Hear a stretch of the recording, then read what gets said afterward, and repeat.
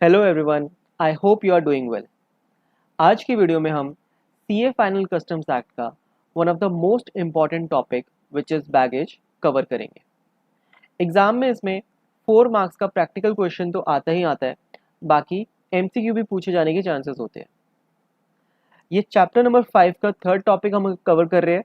इससे पहले हमने 2 टॉपिक्स और कवर करे थे, पोस्टल आर्टिकल्स और स्टोर्स, जिसकी ऑलरेडी वीडियो अवेलेबल है, अब वहाँ से रिवीजन कर सकते हैं इन टॉपिक्स का। आज की वीडियो में हम बैगेज पे फोकस करेंगे। और जैसे कि आपको पता है, अगर आपको ये नोट्स परचेज करने हैं, लिंक आपको डिस्क्रिप्शन में या कमेंट में मिल जाएगा। अब वहाँ से एक बार चेक कर लीजिए, कोई प्रॉब्लम आती है do let me know. So now without wasting our time let's start with our chapter. Starting के 5-7 मिनट हम सिर्फ एक डिस्कशन करेंगे बैगेज में, जो भी इसकी थ्योरी प्रोविजंस है, और फिर हम प्रैक्टिकल जो 4 मार्क्स का क्वेश्चन आते हैं उसके लिए हम स्टडी करेंगे। सबसे पहले हम बेसिक जानते हैं व्हाट इज बैगेज। बैगेज होता क्या है? तो कस्टम्स एक्ट में एक डेफिनेशन दी गई है बैगेज की, that baggage includes unaccompanied baggage but does not include motor vehicles. Definition को थोड़ा सा ब्रेक करने की कोशिश करते हैं। बैगेज इंक्लूड्स यानी कि एक इंक्लूसिव डेफिनेशन है। कस्टम्स एक्ट स्पेसिफिक नहीं बता रहा कि बैगेज में क्या कहेगा, बट ये बता रहा है कि it includes unaccompanied baggage. Unaccompanied baggage का मतलब क्या? ऐसा लगेज जिसके साथ उस लगेज का ओनर ट्रैवल नहीं कर रहा, यानी कि सामान अकेले ही ट्रैवल कर रहा है। इसके लिए अलग से प्रोविजंस हैं, हम उसको बाद में पढ़ेंगे। बट इसमें एक मेन चीज बताता है, it does not include motor vehicles. अब देखो होता क्या है, बैगेज का एक सिंपली मीनिंग है लगेज ऑफ अ पैसेंजर, यानी कि जब हम ट्रैवल करते हैं प्लेन में, शिप में, ट्रेन में, तो हम अपने साथ लगेज सूटकेस लेके चलते हैं, जिसमें हमारा सामान होता है, लैपटॉप बैग होता है, कपड़े होते हैं, तो वो हमारा लगेज कहलाता है बैगेज। इस बैगेज पे कस्टम ड्यूटी लगती है कि नहीं, ये क्वेश्चन है, इसको हम देखते हैं कि इस पे कस्टम ड्यूटी लगेगी नहीं लगेगी, वो अलग बात है। बट ये कह रहा है कि it does not include motor vehicle. Reason being, let's say एक पर्सन है जो यूएसए से इंडिया आ रहा है, ठीक है। ये पर्सन एक म्यूजिशियन है, तो अपने साथ गिटार लेके आएगा। अगर ये पर्सन एक बाइसिकल राइडर है, साइकिल चलाता है, रेस करता है, तो अपने साथ अपनी साइकिल लेके आएगा। अगर स्केट बोर्डर है तो अपने साथ स्केट्स लेके आएगा, तो वो भी बैगेज का पार्ट बनेंगे। यानी कि इसकी साइकिल हो गई या इसके स्केट्स हो गए, इसका गिटार हो गया, ये सब बैगेज बनेगा। अब सिमिलरली एक बात समझो, अगर ये पर्सन मोटरसाइकिल चलाता है या कार रेस का ड्राइवर है, तो अपने साथ मोटर बाइक और कार भी लेके आएगा। अब कार भी प्लेन में आ जाती है, शिप में आ जाती है, वेसल में आ जाती है, कार भी इंपोर्ट हो सकती है इंडिया में। तो इसलिए कार को या मोटर व्हीकल को एक्सक्लूड करने के लिए बैगेज में एक स्पेसिफिक डेफिनेशन दी गई है कि it does not include motor vehicle. Reason mean motor vehicle का कस्टम ड्यूटी का रेट डिफरेंट है फ्रॉम बैगेज, इसलिए यहाँ पे इसको एक्सक्लूड करा गया। आई होप ये चीज़ समझ आई होगी। एग्जाम के लिए इतनी रेलिवेंट नहीं है, बट अंडरस्टैंडिंग के लिए बहुत ज़्यादा रेलिवेंट है। तो इसलिए बैगेज में मोटर व्हीकल नहीं आएगा, क्योंकि बहुत से लोग अपना मोटर व्हीकल भी साथ में उठा के ले आते हैं, ठीक है। तो ये तो थी बैगेज की डेफिनेशन। दूसरा क्वेश्चन मैंने पूछा कि क्या बैगेज पे कस्टम ड्यूटी लगेगी? ऑफ कोर्स बैगेज पे कस्टम ड्यूटी लगेगी। रीजन मीन, हमने चैप्टर नंबर 1 में ही एक डेफिनेशन पढ़ी थी गुड्स की, in section number 222। Section number याद करने की जरूरत नहीं है, मैं बस एक रेफरेंस दे रहा हूँ। गुड्स की डेफिनेशन में था कि गुड्स इंक्लूड्स बैगेज। वहाँ पे स्पेसिफाइड है कि गुड्स की डेफिनेशन में कि गुड्स इंक्लूड बैगेज, तो बैगेज पे भी कस्टम ड्यूटी के प्रोविजंस एप्लीकेबल होते हैं। ये तो था एक, हमने जाना what is baggage. Now moving forward, let's see special provisions relating to baggage. Owner of the baggage has to make a declaration of its contents to the proper officer for the purpose of clearing it, known as baggage declaration form। क्या कहता है ये? जो baggage का owner है, यानी कि अगर हम ट्रैवल कर रहे हैं, हम बैगेज के ओनर है, हमें प्रॉपर ऑफिसर को एक डिक्लेरेशन देनी है कि उस बैगेज में क्या क्या सामान है, what are the contents of its baggage, कि इसमें क्लोथ्स है, लैपटॉप है, हो सकता है फूड आइटम्स है, कोई मोबाइल है, क्या इसमें कंटेंट है। और इस फॉर्म को कहा जाता है बैगेज डिक्लेरेशन फॉर्म। अब ये form it is of very importance. Reason me baggage पे कौन से दिन की कस्टम ड्यूटी लगेगी, कौन से दिन का रेट लगेगा कस्टम ड्यूटी का, वो डिपेंड करता है कि हमने कौन सी डेट को ये फॉर्म डिपॉजिट करा। यही चीज़ यहाँ पे लिखी है, that is the relevant date for rate of duty applicable to baggage will be the rate in force on the date on which the baggage declaration is made. जिस दिन पैसेंजर ये form देगा प्रॉपर ऑफिसर को, उस दिन का rate लगेगा उस बैगेज पे। ठीक है, एक और रीज़न की वजह से ये फॉर्म इम्पॉर्टेंट है। ये फॉर्म जो है it is covered under section number 77। Section number याद नहीं करना, बट अगर याद हो जाए तो अच्छी बात है, नहीं होए तो और भी अच्छी बात है। ठीक है, but this form is relevant for one more section, that is section number 80। Section number 80 से पता चलता है कि इस फॉर्म की रेलिवेंस बहुत ही ज़्यादा है। सेक्शन 80 हम पढ़ते हैं इस चैप्टर के पेज नंबर नोट्स के पेज नंबर 6 पे मैंने दे रखा है सेक्शन 80। लेट्स सी, ये कहता है it deals with temporary detention of baggage. क्या कहता है ये, let's understand this with the help of an example. Let's say एक पर्सन है जो यूएसए से इंडिया ट्रैवल कर रहा है। अब ट्रैवल कर रहा है तो अपने साथ ये बैगेज भी कैरी करेगा। ठीक है, ना लेट्स से इस बैगेज के अंदर जो भी गुड्स है, जो भी आर्टिकल्स है, उन गुड्स पे या तो कस्टम ड्यूटी लगेगी। कस्टम ड्यूटी लग रही है, कितने रुपए इसकी लग रही है, 1 लाख रुपीस की कस्टम ड्यूटी इस पे लग रही है। या तो वो गुड्स प्रोहिबिटेड है। प्रोहिबिटेड कहाँ पे है, इन इंडिया। लेट्स से कोई मेडिसिन है या कोई ड्रग है, मेडिसिन को ड्रग भी कहते हैं। ठीक है, तो ये ड्रग यूएसए में तो वैलिड है, लीगल है, बट इंडिया में दिस ड्रग इज प्रोहिबिटेड। अब होगा क्या, यहाँ पे कस्टम ऑफिसर कहेगा इस पर्सन को कि देखो ये प्रोहिबिटेड आइटम्स है, इंडिया में तो मैं तुम्हें ले जाने दूंगा नहीं। ठीक है, तो ये मेरे पास ही रख जाओ। जब तुम इंडिया में अपना काम कर लो, चाहे टूरिस्ट पर्पज़ के लिए आए हो, बिजनेस पर्पज़ के लिए, जिस भी काम से आए हो, वापस तो जाओगे अपने देश। जब अपनी कंट्री रिटर्न जाओगे यूएसए, ये वापस मुझसे ले जाना। तो इसी प्रोसेस को कहते हैं, या इस प्रोसेस को कहते हैं कि गुड्स को डिटेन करा देना कस्टम ऑफिसर पे, प्रॉपर ऑफिसर के पास। तो ये प्रोहिबिटेड आइटम्स को तो डिटेन कर देंगे क्योंकि इंडिया में अलाउड करेंगे ही नहीं। अब दूसरी बात करते हैं, ये जिस पे कस्टम ड्यूटी लग रही है 1 लाख रुपए की।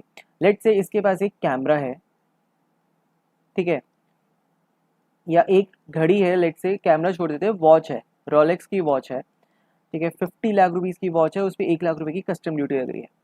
अब ये इंडिया में जब आया है अपने काम के लिए, कस्टम ऑफिसर कह रहे हैं कि 1 लाख रुपए पे कर दो कस्टम ड्यूटी, जब वापस जाओगे इसका ड्रॉबैक ले लेना। वो तो एक प्रोसीजर रहता ही है, क्योंकि वापस जाएगा तो ये री एक्सपोर्ट हो जाएगा। बट ये पर्सन 1 लाख रुपए नहीं देना चाहता अपनी पॉकेट से कि पहले दे, फिर हफ्ते बाद, 10 दिन बाद, या महीने बाद, 2 महीने बाद, जब भी इंडिया छोड़ के वापस जाएगा अपनी कंट्री, तो वापस ड्रॉबैक करे। बहुत बड़ा प्रोसीजर नहीं करना चाहते, ये लीगल फॉर्मेलिटीज। तो इसके लिए सेक्शन नंबर 80 कहता है कि डिटेन ही करा दो इन गुड्स को, जब वापस जाओगे ले लेना।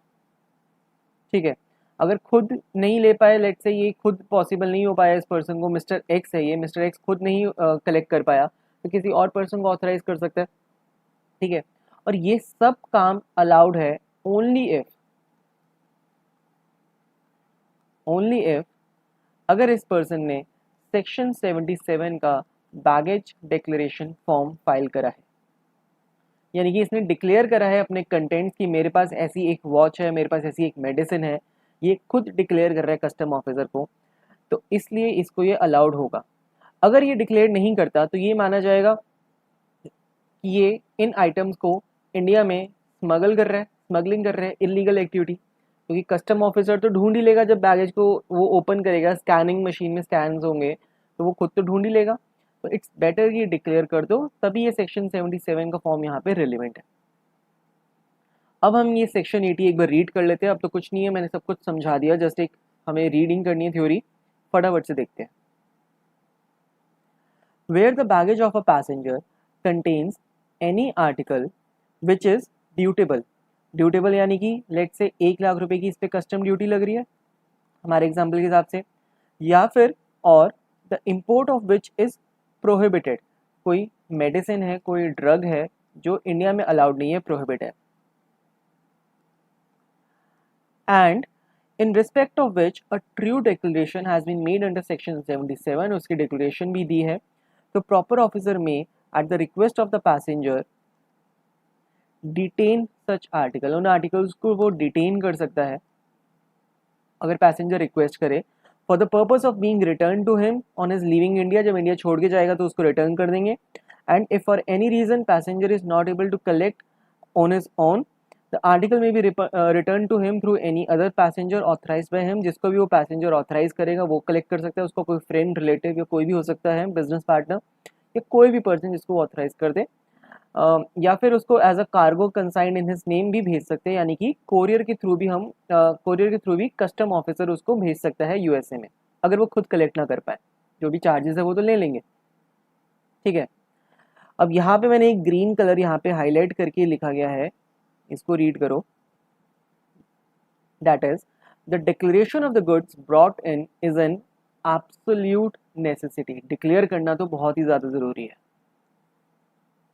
If goods are not declared under Section 77, the passenger cannot subsequently claim the benefit under Section 80. 80 का benefit नहीं मिलेगा, and the goods are liable for confiscation.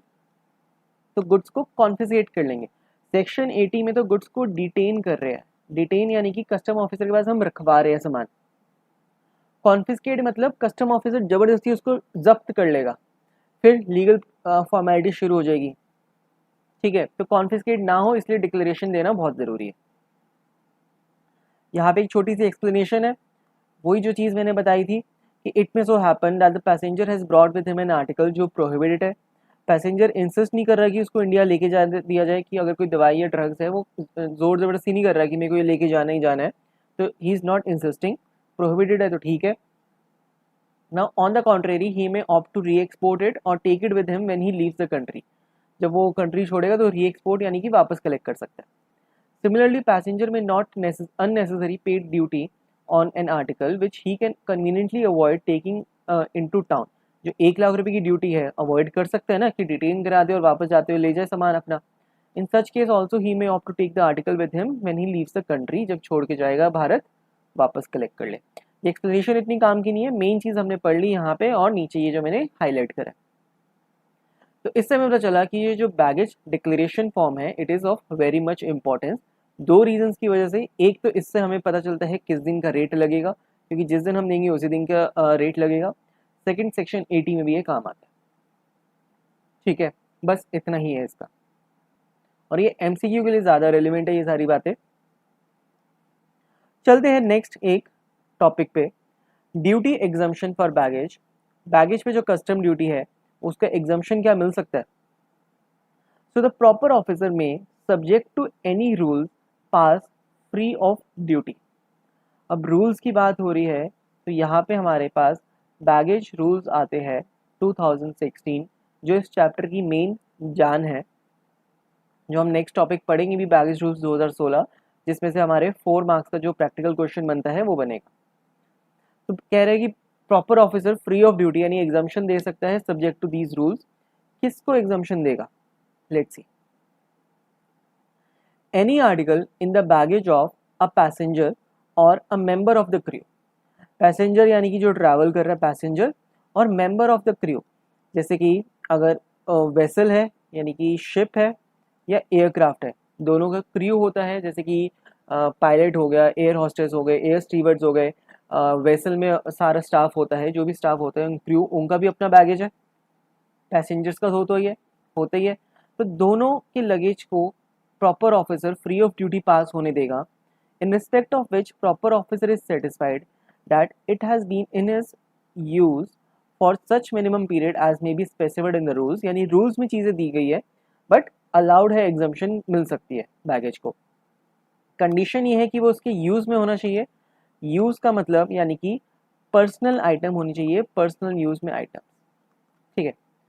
फिर प्रॉपर ऑफिसर एक और तरीके के बैगेज को एग्जम्प्ट कर सकता है, any article in the baggage of passenger. यहाँ पे सिर्फ पैसेंजर की बात हो रही है, क्रू की बातें नहीं कर रहे, यानी कि ये चीज़ क्रू के बैगेज में मिली तो पेनल्टी कस्टम ड्यूटी लग जाएगी, तो क्रू के लिए अलाउड नहीं है, पैसेंजर के लिए है, जिसके लिए प्रॉपर ऑफिसर सेटिस्फाइड है that it is for the use of the passenger और हिज फैमिली। फिर से ये पर्सनल यूज़ की बातें कर रहे हैं जो यहाँ पे था कि उसके और उसके फैमिली के यूज़ के लिए चीज़ें हैं, या तो वो कोई गिफ्ट या सोवेनियर है, यानी कि किसी को देने के लिए गिफ्ट है। सोवेनियर यानी कि हम कहीं पे घूमने जाते हैं, जैसे कि आगरा घूमने गए तो ताजमहल उठा के ले आते छोटा सा, यानी याद रखने के लिए कोई चीज़, ट्रैवल सोवेनियर कहते हैं इसे, कि ट्रैवल करा तो कुछ ना कुछ वहाँ की चीज़ें उठा के ले आए। फिर आगे लिखा है provided value of such article and the total value of all such articles does not exceed limits as may be specified in the rules. Rules हम आगे पढ़ेंगे, ये पूरा टॉपिक इतना इंपॉर्टेंट नहीं है ये वाला, बस इतना बताया गया कि बैगेज में एग्जम्पशन मिल सकती है। पैसेंजर और क्रू के लिए सिर्फ पर्सनल यूज़ की आइटम्स एग्जाम्ड होगी, पैसेंजर के लिए पर्सनल यूज़, उसके फैमिली के यूज़, खुद के यूज़ के लिए, फैमिली के यूज़ के लिए गिफ्ट और सोवेनियर भी अलाउड कर दिया जाएगा, ठीक है। अब इस टॉपिक से हमें कुछ चीज़ें पता चलती है, क्या चीज़ें, इसको एनालाइज करने का ट्राई करते हैं, लेट्स सी। सबसे पहले तो हमें ये पता चलता है कि बैगेज दो तरीके के होते हैं। कैसे? एक बैगेज होता है बैगेज ऑफ अ पैसेंजर और दूसरा होता है बैगेज ऑफ अ क्रू। तो baggage can be of two types, baggage of a passenger, baggage of crew. और बैगेज के अंदर का सामान जो आर्टिकल्स है, गुड्स है, वो होते हैं तीन तरीके के। कैसे? एक तो हो गया पर्सनल आइटम्स, जो पैसेंजर के या क्रू के पर्सनल यूज़ के लिए है। फिर आती है house hold items. House hold items मतलब जो पैसेंजर और उसकी फैमिली के लिए, फैमिली के यूज़ के लिए। तो यहाँ पे हम कर रहे हैं ना पैसेंजर और फैमिली के लिए, यहाँ पे हाउस होल्ड आइटम्स आ जाती है। और थर्ड आइटम होती है गिफ्ट या फिर सोवेनियर्स, ठीक है। तो गुड्स बैगेज में तीन तरीके का सामान हो सकता है, बैगेज खुद अपने में दो तरीके का हो सकता है। सिर्फ नॉलेज के लिए है, ज़्यादा इसमें ध्यान नहीं देना, क्योंकि मेन अब जो चीज़ आती है एग्जाम में, अब हम उसकी तरफ बढ़ रहे हैं, दैट इज बैगेज रूल्स 2016। इसमें कितने रूल्स है? एक है rule number 3, rule number 4, rule number 5। ये तीन रूल्स तो मोस्ट मोस्ट मोस्ट इंपॉर्टेंट है, सारे क्वेश्चंस इसी से बनते हैं। फिर एक रूल नंबर 6, 8 और 9 जो छोटे छोटे ज़्यादा काम के नहीं है, ठीक है। Let's start. एक, थोड़ा सा पानी पीना पी लो, उसके बाद हम स्टार्ट करते हैं, ठीक है। अब पूरा फोकस रखना क्योंकि ये चीज़ बहुत ही ज़्यादा इंपॉर्टेंट है। बैगेज रूल्स 2016, रूल 3 क्या कहता है? ये passengers coming from country other than Nepal, Bhutan, Myanmar. एक पर्सन है, पैसेंजर है, इंडिया आ रहा है, किसी भी कंट्री से आ रहा है पूरी दुनिया में, except these three countries, Nepal, Bhutan, Myanmar, तो उसका क्या किया जाएगा? उसके पास जो बैगेज है उसका क्या करेंगे हम? देखो इस टेबल को किस तरीके से बांटा है। सबसे पहले है टाइप्स ऑफ पैसेंजर, पैसेंजर को किस तरीके से हमने रखा है, पैसेंजर कौन कौन हो सकता है। अगर उसके पास यूज्ड पर्सनल इफेक्ट्स और ट्रैवल सोवेनियर्स है तो क्या एग्जाम्पशन मिलेगी, कोई और आर्टिकल है तो क्या एग्जाम्पशन मिलेगी, ठीक है। लेट्स सी। अगर एक इंडियन रेजिडेंट है या एक फॉरेनर है, अंग्रेज है, जो इंडिया में रहता है, रिसाइडिंग इन इंडिया, या tourist of Indian origin, person रहता बाहर है बट इंडियन ओरिजिन का टूरिस्ट है। तो अगर वो किसी भी कंट्री से आता है एक्सेप्ट नेपाल, भूटान, म्यांमार, तो उसको पर्सनल इफेक्ट्स और travel souvenirs free of cost allow कर देंगे, इररिस्पेक्टिव ऑफ वैल्यू, जितनी मर्जी वैल्यू का हो, फ्री फ्री फ्री। यानी कि उसका पर्सनल इफेक्ट जो उसके कपड़े हो गए, ट्रैवल सोवेनियर्स लेके आ रहा है, वो फ्री ऑफ कॉस्ट अलाउड है। अगर कोई और आर्टिकल्स लाता है excluding articles mentioned in annexure 1, जो एनेक्सर 1 में आर्टिकल्स लिखे गए हैं उसके अलावा कोई और आइटम्स लाता है तो 50,000 तक की वैल्यू के ला सकता है। ठीक है, ये तो थी first category of passenger. Second category है टूरिस्ट ऑफ फॉरेन ओरिजिन। देखो यहाँ पे था एक टूरिस्ट ऑफ इंडियन ओरिजिन, यहाँ पे है टूरिस्ट ऑफ फॉरेन ओरिजिन। फर्क क्या है, लेट से एक पर्सन है यूएसए में रहता है, इंडिया आ रहा है और वो टूरिस्ट है। अब ये पर्सन इंडियन ओरिजिन का है, यानी कि दिल से भारतीय है, वैसे इंडियन ओरिजिन का है, उसके पेरेंट्स इंडियन हो गए या खुद इंडियन ओरिजिन का है, बाहर जाके सेटल हो गया और अब इंडिया घूमने आ रहा है। और दूसरा है कि वो अमेरिकन ही है, यूएसए का सिटीजन है, अमेरिकन है, फॉरेनर है, तो टूरिस्ट ऑफ फॉरेन ओरिजिन है। सिटीजन की बात नहीं हो रही कि यूएसए का सिटीजन है कि नहीं है, बट वो अमेरिकन पर्सन है, अंग्रेज है। तो टूरिस्ट ऑफ फॉरेन ओरिजिन एक फॉरेनर को पर्सनल इफेक्ट्स और ट्रैवल सोवेनियर्स तो फ्री ऑफ कॉस्ट लाने देंगे, फ्री है उनके लिए भी। अदर आर्टिकल्स 50,000 की जगह 15,000 रुपये तक की वो ला सकते हैं अदर आर्टिकल्स। और अगर कोई इन्फेंट है यानी कि छोटा बच्चा है तो उसके लिए पर्सनल इफेक्ट्स, ट्रैवल सोवेनियर्स उसके लिए भी फ्री ऑफ कॉस्ट अलाउड है, बट कोई और आर्टिकल नहीं ला सकता। इन्फेंट को और किसी आर्टिकल की ज़रूरत भी नहीं है तो इसलिए उसको कोई बेनिफिट नहीं दिया। ठीक है,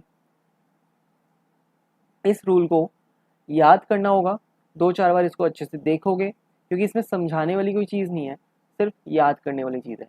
समझा मैं इतना सकता हूँ कि इंडियन रेजिडेंट कौन होता है, क्योंकि यहाँ पे डेफिनेशन दे रखी है कि resident means a person holding a valid passport, जिसके पास इंडिया का पासपोर्ट है वो इंडियन रेजिडेंट है। फिर दूसरा पैसेंजर है फॉरेनर रिसाइडिंग इन इंडिया, कोई अमेरिकन है, कोई कैनेडियन है, कोई दुबई का शेख है, इंडिया में रहता है, पक्का इंडिया का बंदा बन गया है, वो इंडिया में घूमने आ रहा है, मतलब बाहर जाके वापस आ रहा है, उसको भी 50,000 की लिमिट मिल जाएगी, भले ही वो फॉरेनर है, रिसाइड करता है इंडिया में। ठीक है, फिर टूरिस्ट ऑफ इंडियन ओरिजिन, रहता है वो कनाडा में है, इंडिया में घूमने आ रहा है, टूरिस्ट है और इंडियन ओरिजिन का है, तो भी उसे 50,000 मिलेगा। टूरिस्ट कौन होता है, tourist means a person not normally resident in India who enters India for a stay not more than 6 months, 6 महीने से ज़्यादा इंडिया में नहीं रहेगा, इन एनी 12 मंथ्स पीरियड, किसी भी 12 महीने के पीरियड में 6 महीने से ज़्यादा इंडिया नहीं रहता, और इंडिया आता है घूमने फिरने के लिए for legitimate non immigrant purpose. Immigrant purposes के लिए नहीं आ रहा, कोई इमिग्रेंट नहीं है कि परमानेंट बसने आ रहा है, कि मतलब इलीगल तरीके से रहने आ रहा है। ठीक है, तो नॉन इमिग्रेंट पर्पस से आ रहा है, 6 महीने से ज़्यादा नहीं टिकता इंडिया में, तो वो बन जाता है टूरिस्ट। तो ये था रूल नंबर 3। कोई भी पर्सन जो नेपाल, भूटान, म्यांमार के अलावा कहीं और से आ रहा है, उसको अगर हम समअप करें तो पर्सनल इफेक्ट और ट्रैवल सोवेनियर्स तो फ्री ऑफ कॉस्ट अलाउड है, जितना मर्जी लेके आए। ठीक है, पर्सनल इफेक्ट क्या होते हैं हम ये भी देख लेते हैं एक बार।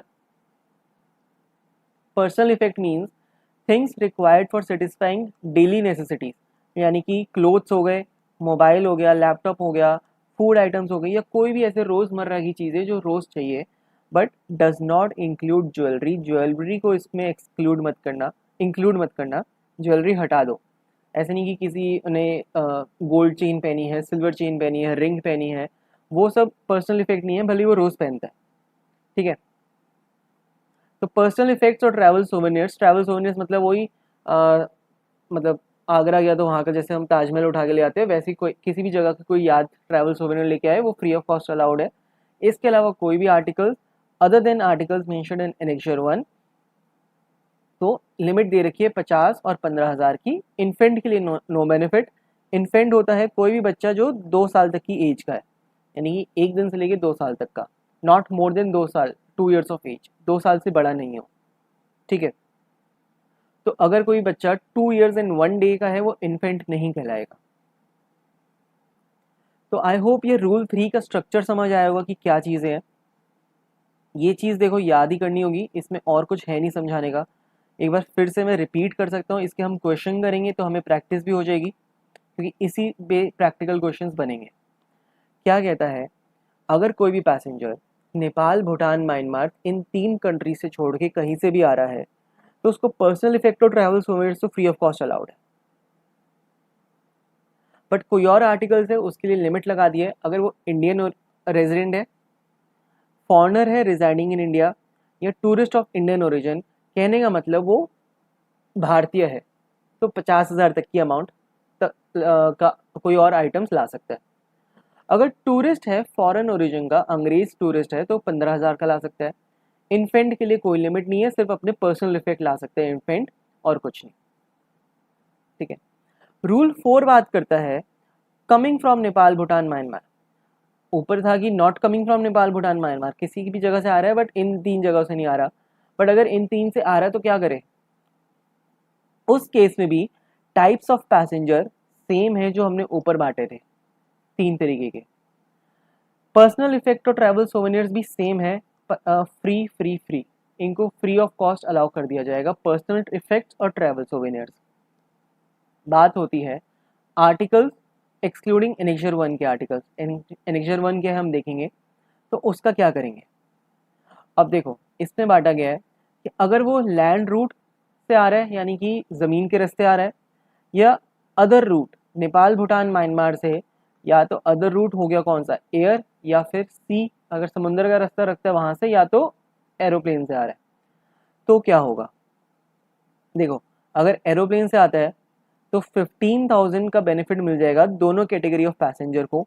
इन्फेंट के लिए तो यहाँ पे सेम है, कोई बेनिफिट नहीं मिलेगा, जो ऊपर था सेम है इन्फेंट के लिए। इन्फेंट के लिए देखो हम कह सकते हैं कोई बेनिफिट नहीं है, छोटा बच्चा है क्या ही करेगा, सिर्फ अपनी पर्सनल इफेक्ट्स ले सकता है। उसमें भी क्या होगा, मिल्क की बॉटल होगी, छोटी मोटी नैपीज होगी, ठीक है, और क्या ही होगा उसका, तो वो पर्सनल इफेक्ट्स ला सकता है। किसी और पर्सन के लिए, चाहे वो इंडियन रेजिडेंट हो, मतलब भारतीय हो, या कोई फॉरेन टूरिस्ट हो, other articles then personal effect और ट्रैवल सोवेनिर्स 15,000 तक की अलाउड है। ऊपर था 50 और 15, यहाँ पे सिर्फ 15 और 15, वो भी अगर किसी और रूट से आता है। अगर ज़मीन के रास्ते आता है तो कोई बेनिफिट नहीं है इनको भी। रीज़न मीइंग ऐसा है, ये नेपाल, भूटान, म्यांमार इंडिया के बहुत पास है, यहाँ पे रेगुलर बसेस चलती रहती है इन दोनों के बीच में, ठीक है, इंडिया और इन कंट्रीज़ के बीच में, तो लोग आते जाते रहेंगे। लैंड रूट में भी ये चीज़ अलाउ कर दी तो लोग 15-15 हज़ार की चीज़ें लाते रहेंगे, स्मगलिंग शुरू हो जाएगी। एयर रूट में तो लोग आएंगे नहीं ना, कि एयर फेयर ही इतना ज़्यादा होगा, 7-8 हज़ार रुपये का खर्चा करके थोड़ा 15,000 रुपये की चीज़ इधर उधर करेंगे, ठीक है। तो जस्ट बिकॉज ऑफ ये इलीगल स्मगलिंग रोकने के लिए यहाँ पे नो बेनिफिट दे दिया अगर ये लैंड के रूट आते हैं 3 कंट्रीज से, और अगर किसी और रूट से आते हैं तो 15,000 का बेनिफिट है, ठीक है। These 2 rules are of most important, इसको बार बार देखो क्योंकि क्वेश्चन इसी से आएगा। एक बार मैं रिवाइज कर करा देता हूँ। रूल 3 कहता है other than Nepal, Bhutan, Myanmar 3 categories के पैसेंजर्स है। नंबर 1 कैटेगरी, देखो ये मैंने जो कलरिंग भी करी है इंडियन फ्लैग के हिसाब से करी है, ठीक है, याद रखना इसको, ठीक है। नंबर 1 कैटेगरी मतलब इंडियन पर्सन, इंडियन रेजिडेंट हो गया, टूरिस्ट ऑफ इंडियन ओरिजिन हो गया, या फिर फॉरेनर रिजाइडिंग इन इंडिया हो गया। इसको 50,000 तक की वैलिड है limit. Tourist of foreign origin को 15,000 की, इन्फेंट को कोई लिमिट नहीं है। पर्सनल और travel souvenirs free of cost. In 3 country से आते हैं तो बांट दो लैंड और अदर रूट में। लैंड के लिए नो बेनिफिट, अदर रूट के लिए 15-15 हज़ार का बेनिफिट है, इन्फेंट के लिए फिर कोई बेनिफिट नहीं है। फिर एक चीज़ कहाँ गई है इंपॉर्टेंट पॉइंट्स में, क्या है, the general duty free baggage allowance of a passenger can not be pooled with the baggage allowance of any other passenger. कह लो एक हस्बैंड वाइफ ट्रैवल कर रहे हैं, ठीक है, दोनों को 50,000 का लगेज अलाउड है, ठीक है। लेट से हस्बैंड के पास एक म्यूजिक सिस्टम है, वाइफ के पास भी एक म्यूजिक सिस्टम है। म्यूजिक सिस्टम है 60,000 रुपीज़ का, इसका 60,000 का, इसका 40,000 का, वाइफ का 40,000 का, हस्बैंड का 60,000 का। अब हस्बैंड को या ऐसा देखो, एक बार मैं एग्जांपल ना फिर से फ्रेम करता हूँ थोड़े से ढंग से तरीके से। हाँ, तो हस्बैंड और वाइफ दोनों ट्रैवल कर रहे हैं एक साथ।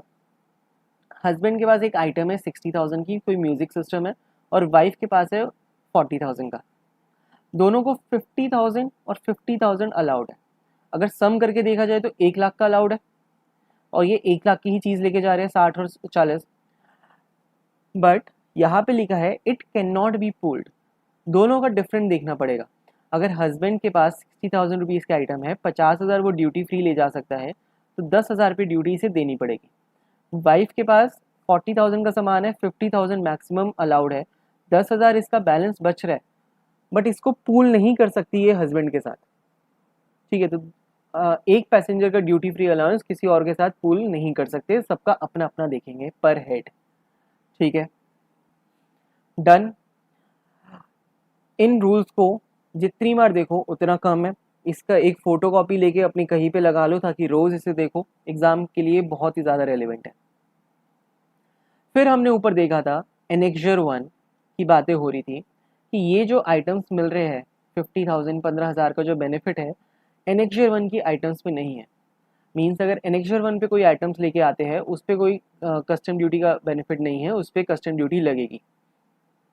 एनेक्जर 1 में क्या क्या आइटम्स है ये भी हमें याद करनी पड़ेगी, बहुत ही ईजी है, याद हो जाएगी। फायर आर्म्स यानी कि बंदूक, गन, और उसकी गोलियां यानी कि cartridges of fire arms, but exceeding 50। अगर 50 से ऊपर गोलियां लेके कैरी कर रहे हो तो कस्टम ड्यूटी लगेगी। If it is with in the range of 50 तो ये बैगेज अलाउंस में आ सकता है वैल्यू में। ठीक है, फॉर एग्जाम्पल लेट से एक पैसेंजर है 40 बुलेट्स कैरी कर रहा है। इन 40 बुलेट्स की वैल्यू है 40,000। 50,000 का उसका बैगेज अलाउंस है। अगर हम देखें कि इंडियन रेजिडेंट है या फॉरनर है, इंडियन रिजाइडिंग इन इंडिया या टूरिस्ट ऑफ इंडियन ओरिजिन, 50,000 का इसका बेनिफिट है, तो ये कैरी कर सकता है विदाउट ड्यूटी। बट अगर ये 51 बुलेट्स कैरी कर रहा है 51,000 की, तो 50 बुलेट्स तो इसको फ्री ऑफ कॉस्ट अलाउ कर देंगे। जो एक बुलेट है 1,000 की, उस पर कस्टम ड्यूटी लगेगी। देखो cartridges of fire arm exceeding 50 पे कस्टम ड्यूटी लगेगी, विद इन 50 नहीं लगेगी। फिर आते हैं सिगरेट, सिगार और टोबैको। इनकी भी लिमिट्स लिखी है। सिगरेट अगर 100 स्टिक से ज़्यादा लेके जा रहे हैं तो कस्टम ड्यूटी लगेगी, अदरवाइज नहीं। जो एक्स्ट्रा है उस पर लगेगी।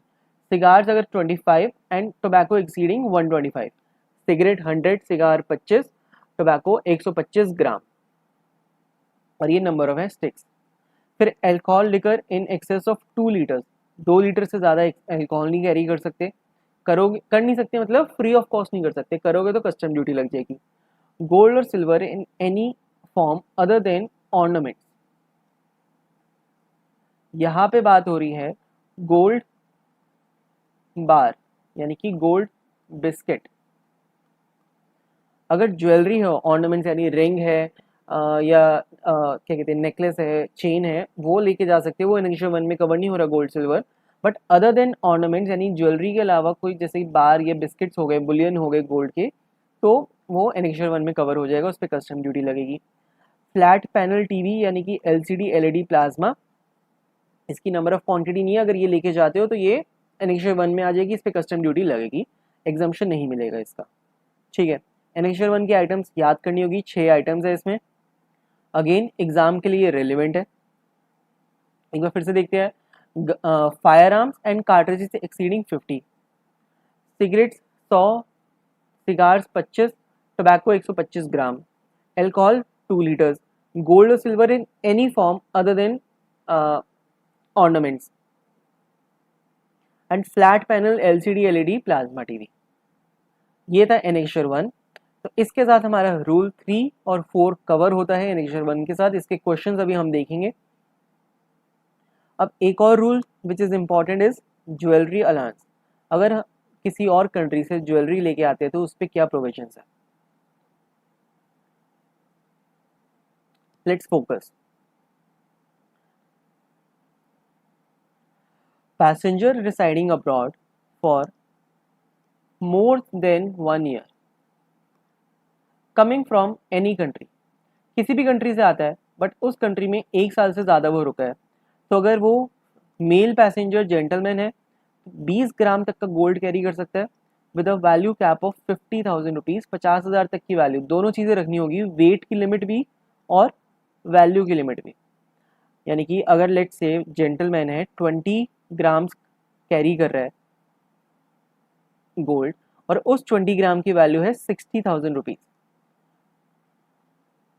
तो 10,000 रुपीज़ पे कस्टम ड्यूटी लगेगी क्योंकि वैल्यू कैप रुपीज़ में 50,000 की मैक्सिमम लिमिट है और वेट में 20 ग्राम की, दोनों लिमिट्स फुलफिल होनी चाहिए।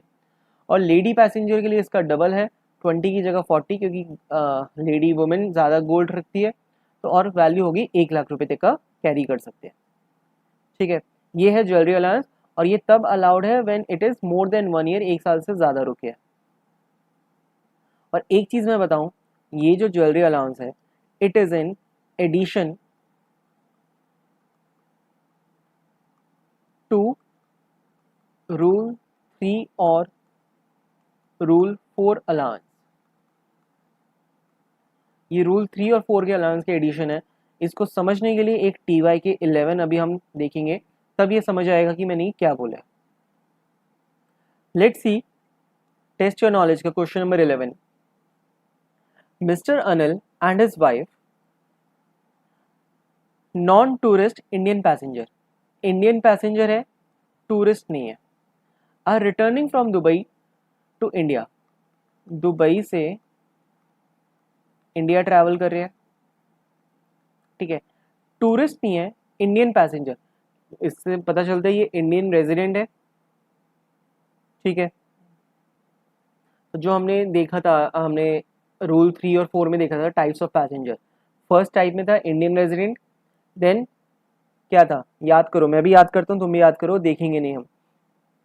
Indian resident, tourist of Indian origin, या फिर foreigner residing in India.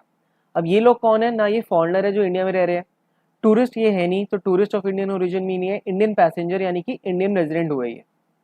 They are returning from Dubai, Dubai से आ रहे हैं, तो मतलब नेपाल, भूटान, म्यांमार से नहीं आ रहे, रूल 3 इन पे एप्लीकेबल होगा अगर रूल 3 का कोई काम हुआ तो। After staying there for a period of 2 years, 2 साल दुबई में रुके, they wish to bring gold jewellery purchase from Dubai, jewellery लाना चाहते हैं दुबई से, please enumerate provisions of custom law for jewellery allowance in their case, कितनी jewellery ला सकते हैं, पूरा लॉ समझाओ। तो देखो, एक एक करके रीड करते हैं। ज्वेलरी के लिए रूल 5 है, as per rule 5 of baggage rules 2016, a passenger who has been residing abroad for more than 1 year and returns to India shall be allowed duty free clearance of jewelry in baggage as under। अगर 1 साल से ज़्यादा रुकते हैं तो jewellery ला सकते हैं up to 20 grams for with a value cap of 50,000 for gentleman and jewellery of a weight of 40 grams with a value of 1 lakh for lady passenger. तो दो है, मिस्टर अनिल और उसकी वाइफ, तो 20 ग्राम और 50,000 तक की ज्वेलरी ला सकते हैं, 40 ग्राम्स और 1 लाख तक की ज्वेलरी ला सकते हैं एज पर रूल 5। ठीक है, now thus in the given case Mr. Anil would be allowed duty free jewelry up to a weight of 20 grams with a value cap of 50, वही चीज़ ऊपर लिखेगी कितनी अलाउड है, और उसकी वाइफ को 40 ग्राम्स और 1 लाख तक की। अब ये चीज़ इंपॉर्टेंट है, further in addition to the jewellery allowance Mr. Anil and his wife would also be allowed duty free clearance of jewelry worth 1 lakh rupees, 50,000 per person as part of free baggage allowance, and this is as per rule 3 limit। देखो, rule 3 में हमने क्या पढ़ा था कि personal item और travel souvenirs तो free of cost ला सकते हैं, उस पर कोई चार्जेस नहीं है। ठीक है, और articles other then annexure 1 article 50,000 rupees की ये ला सकते हैं। अब लेट अस अज्यूम इनके पास कोई और आर्टिकल नहीं है, सिर्फ ज्वेलरी ही है, और एनेक्चर 1 में ज्वेलरी के बारे में लिखा था गोल्ड और silver in any form other than ornaments. ठीक है, यानी कि एनेक्चर 1 कह रहे हैं ऑर्नामेंट के अलावा हम किसी और चीज़ में ला रहे हैं, बट ये तो ज्वेलरी लेके आ रहे हैं, यानी कि ऑर्नामेंट्स ही लेके आ रहे हैं, तो देयरफॉर इनको बैगेज अलाउंस मिलेगा, ये एनेक्चर 1 में नहीं आएगा। एनेक्जर 1 एक तरीके से नेगेटिव लिस्ट है कि अगर एनेक्जर 1 में कोई चीज़ आ गई तो उस पर कस्टम ड्यूटी लग जाएगी। तो इसलिए इनको रूल 3 का 50,000 रुपीज़ पर हेड का बेनिफिट भी मिलेगा, चाहे वो 50,000 में कोई और आर्टिकल लेके आए, चाहे वो ज्वेलरी लेके आए। तो इससे होगा क्या, जेंटलमैन पैसेंजर 50 प्लस 50,000 का सामान ला पाएगा। इस 50 पे वेट लिमिट नहीं है, पहले वाले 50 पे वेट लिमिट है 20 ग्राम की। लेडी पैसेंजर 1 लाख प्लस 50,000 और ला पाएगी, और उस 50,000 पे वेट लिमिट नहीं है, पहले में थी वेट लिमिट 40 ग्राम्स की। ठीक है, तो आई होप ये रूल 5 हमें समझ आया कि ज्वेलरी के लिए क्या रूल्स बने। अब थोड़ी सी चीज़ें और करके हम सीधा चलेंगे अपने प्रैक्टिकल क्वेश्चंस पे। अब देखो छोटे छोटे पॉइंट्स जो बहुत इंपॉर्टेंट है उसको कवर करते हैं। Basic custom duty on baggage is 35% ad valorem plus SWS at the rate of social welfare surcharge at the rate of 10%। कहने का मतलब अगर बैगेज की कस्टम ड्यूटी नहीं बता रखी तो बेसिक रेट है 35% का बैगेज का रेट है। ठीक है, यानी कि कुछ स्पेसिफिक नहीं बता रखा तो हर एक बैगेज 35% एड वलोरम, यानी कि एड वलोरम मतलब 35% is calculated on value of baggage, कि बैगेज में कितना सामान है, कितने अमाउंट की गुड्स है। तो 35% is the standard rate, plus उसमें सोशल वेलफेयर सरचार्ज लगेगा 10% का। तो इफेक्टिव रेट आ जाएगा हमारे पास, कैलकुलेट करो, 35 प्लस 10% इज 38.5% की कस्टम ड्यूटी लगेगी बैगेज पे। यानी कि अगर कोई 1 लाख रुपए का सामान लेके आ रहा है उस पर 38.5% यानी कि 38,500 रुपीज़ की कस्टम ड्यूटी लग जाएगी। Now this rate is not applicable to firearms, cartridges of firearm exceeding 50 and cigarette, cigars, tobacco in excess of quantity prescribed। और इन 3 आइटम्स पे रेट लगेगा 100% plus SWS eight the rate 10%। तो इनका effective rate बन जाएगा 110%। यानी कि अगर कोई 1 लाख रुपए की सामान लाता है ये चीज़, तो उसे 1,10,000 रुपये देने पड़ेंगे, यानी कि डबल से भी ज़्यादा। ये 3 आइटम्स कौन सी है, हमने एनेक्जर 1 में देखी थी, फायर आर्म्स, कार्ट्रिजेस और सिगरेट्स। इन 3 आइटम्स की बात कर रही है। इन पे रेट लगेगा 100% प्लस 10% का SWS, और बाकी 3 चीज़ों पे भले ही 35% लगेगा, क्योंकि बैगेज का स्टैंडर्ड रेट है 35%। आई होप ये छोटा सा पॉइंट जो बहुत ही रेलिवेंट है समझ आया होगा कि किस तरीके से हम इसे अप्लाई करेंगे। अगर कोई पैसेंजर अपने साथ फायर आर्म्स लेके आता है, गन लेके आ रहा है, तो उस पर 110% का रेट लग जाएगा।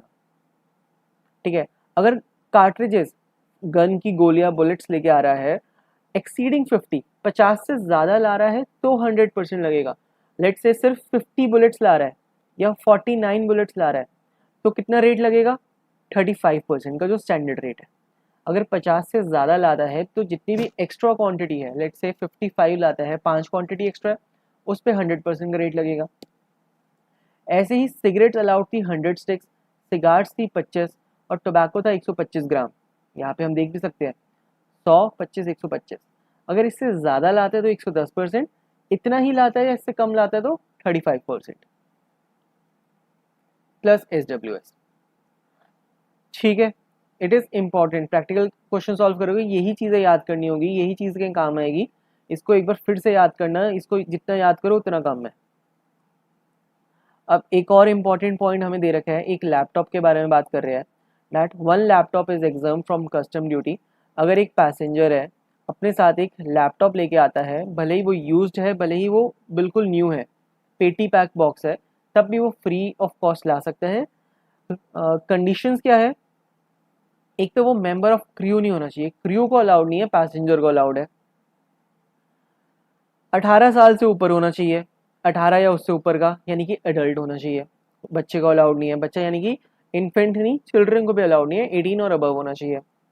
कस्टम ड्यूटी एग्जाम्ड हो जाएगी, सिर्फ एक लैपटॉप पे एक से ज़्यादा लाता है तो दूसरे पे लगेगी। When imported by a passenger at the age of 18 years other than member crew.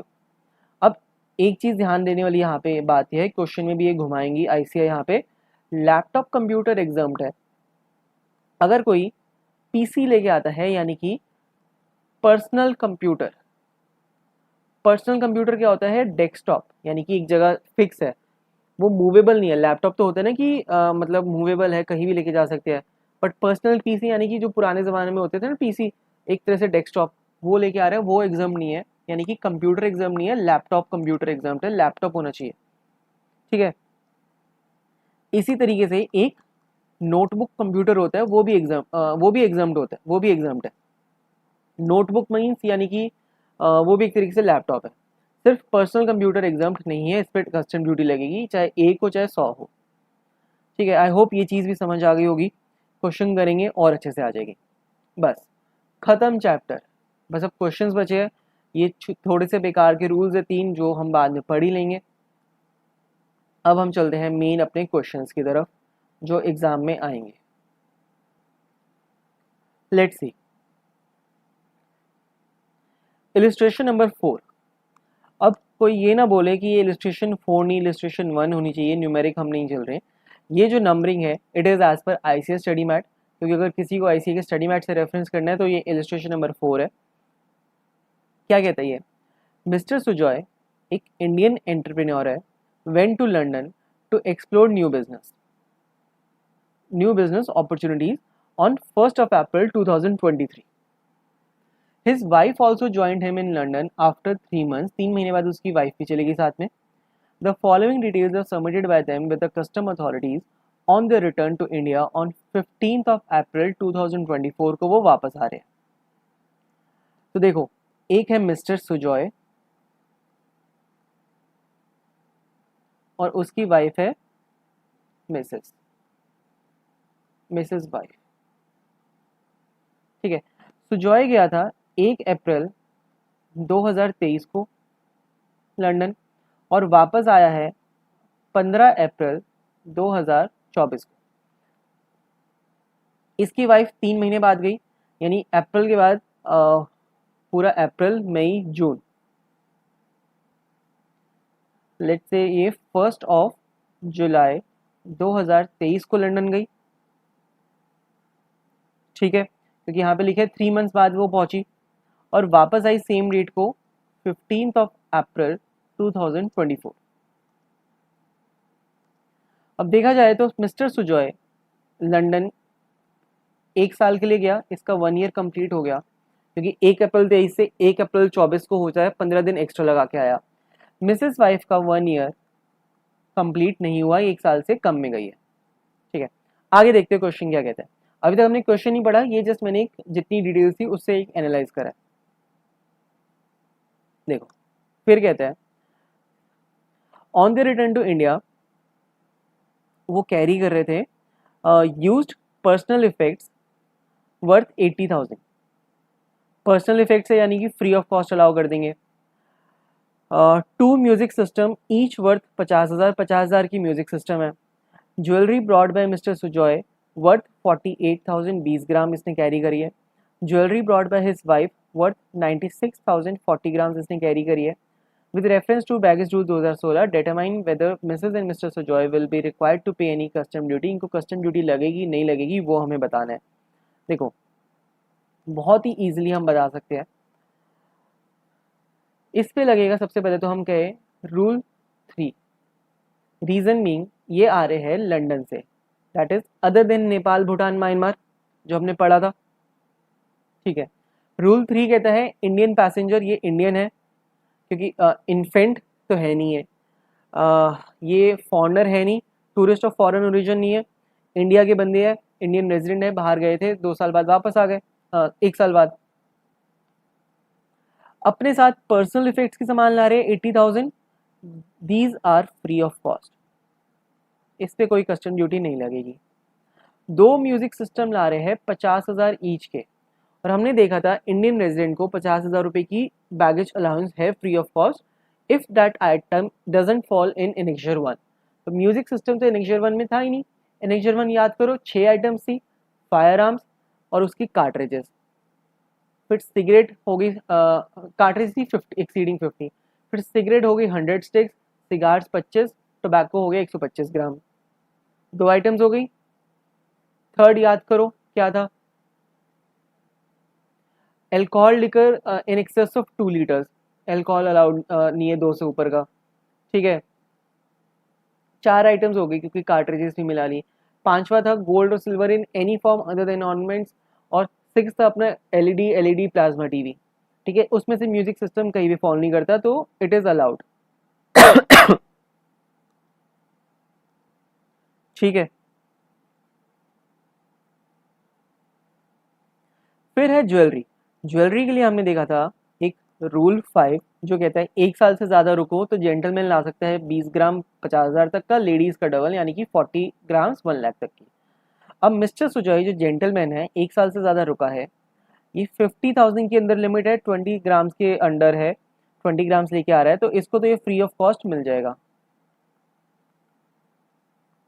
जो मिसेस सुजॉय है ये 1 साल से कम रुकी है तो इसलिए इसको ये 96,000 भले ही विद इन 1 लाख है, 40 ग्राम से 1 लाख लिमिट के अंदर है, इस पूरे 90,000 पे कस्टम ड्यूटी इसको पे करनी पड़ेगी, इस पे कस्टम ड्यूटी एप्लीकेबल हो जाएगी। तो पूरे क्वेश्चन में ये 96,000 की अमाउंट है जिस पे कस्टम ड्यूटी लगेगी। अब इसको किस तरीके से प्रेजेंट करना है एग्जाम पे उसको देख लेते हैं किस तरीके से यहाँ पे लिखा है। As per rule 3 baggage rules, Indian resident arriving from any country other than Nepal, Bhutan, Myanmar is allowed duty-free clearance of personal effects, used personal effects and travel souvenirs without any value limit, क्योंकि ये तो free of cost है, कोई value limit नहीं है। Articles up to the value of 50,000 allowed है, excluding mentioned in annexure 1 if these are carried on in person or in the accompanied baggage of the passenger।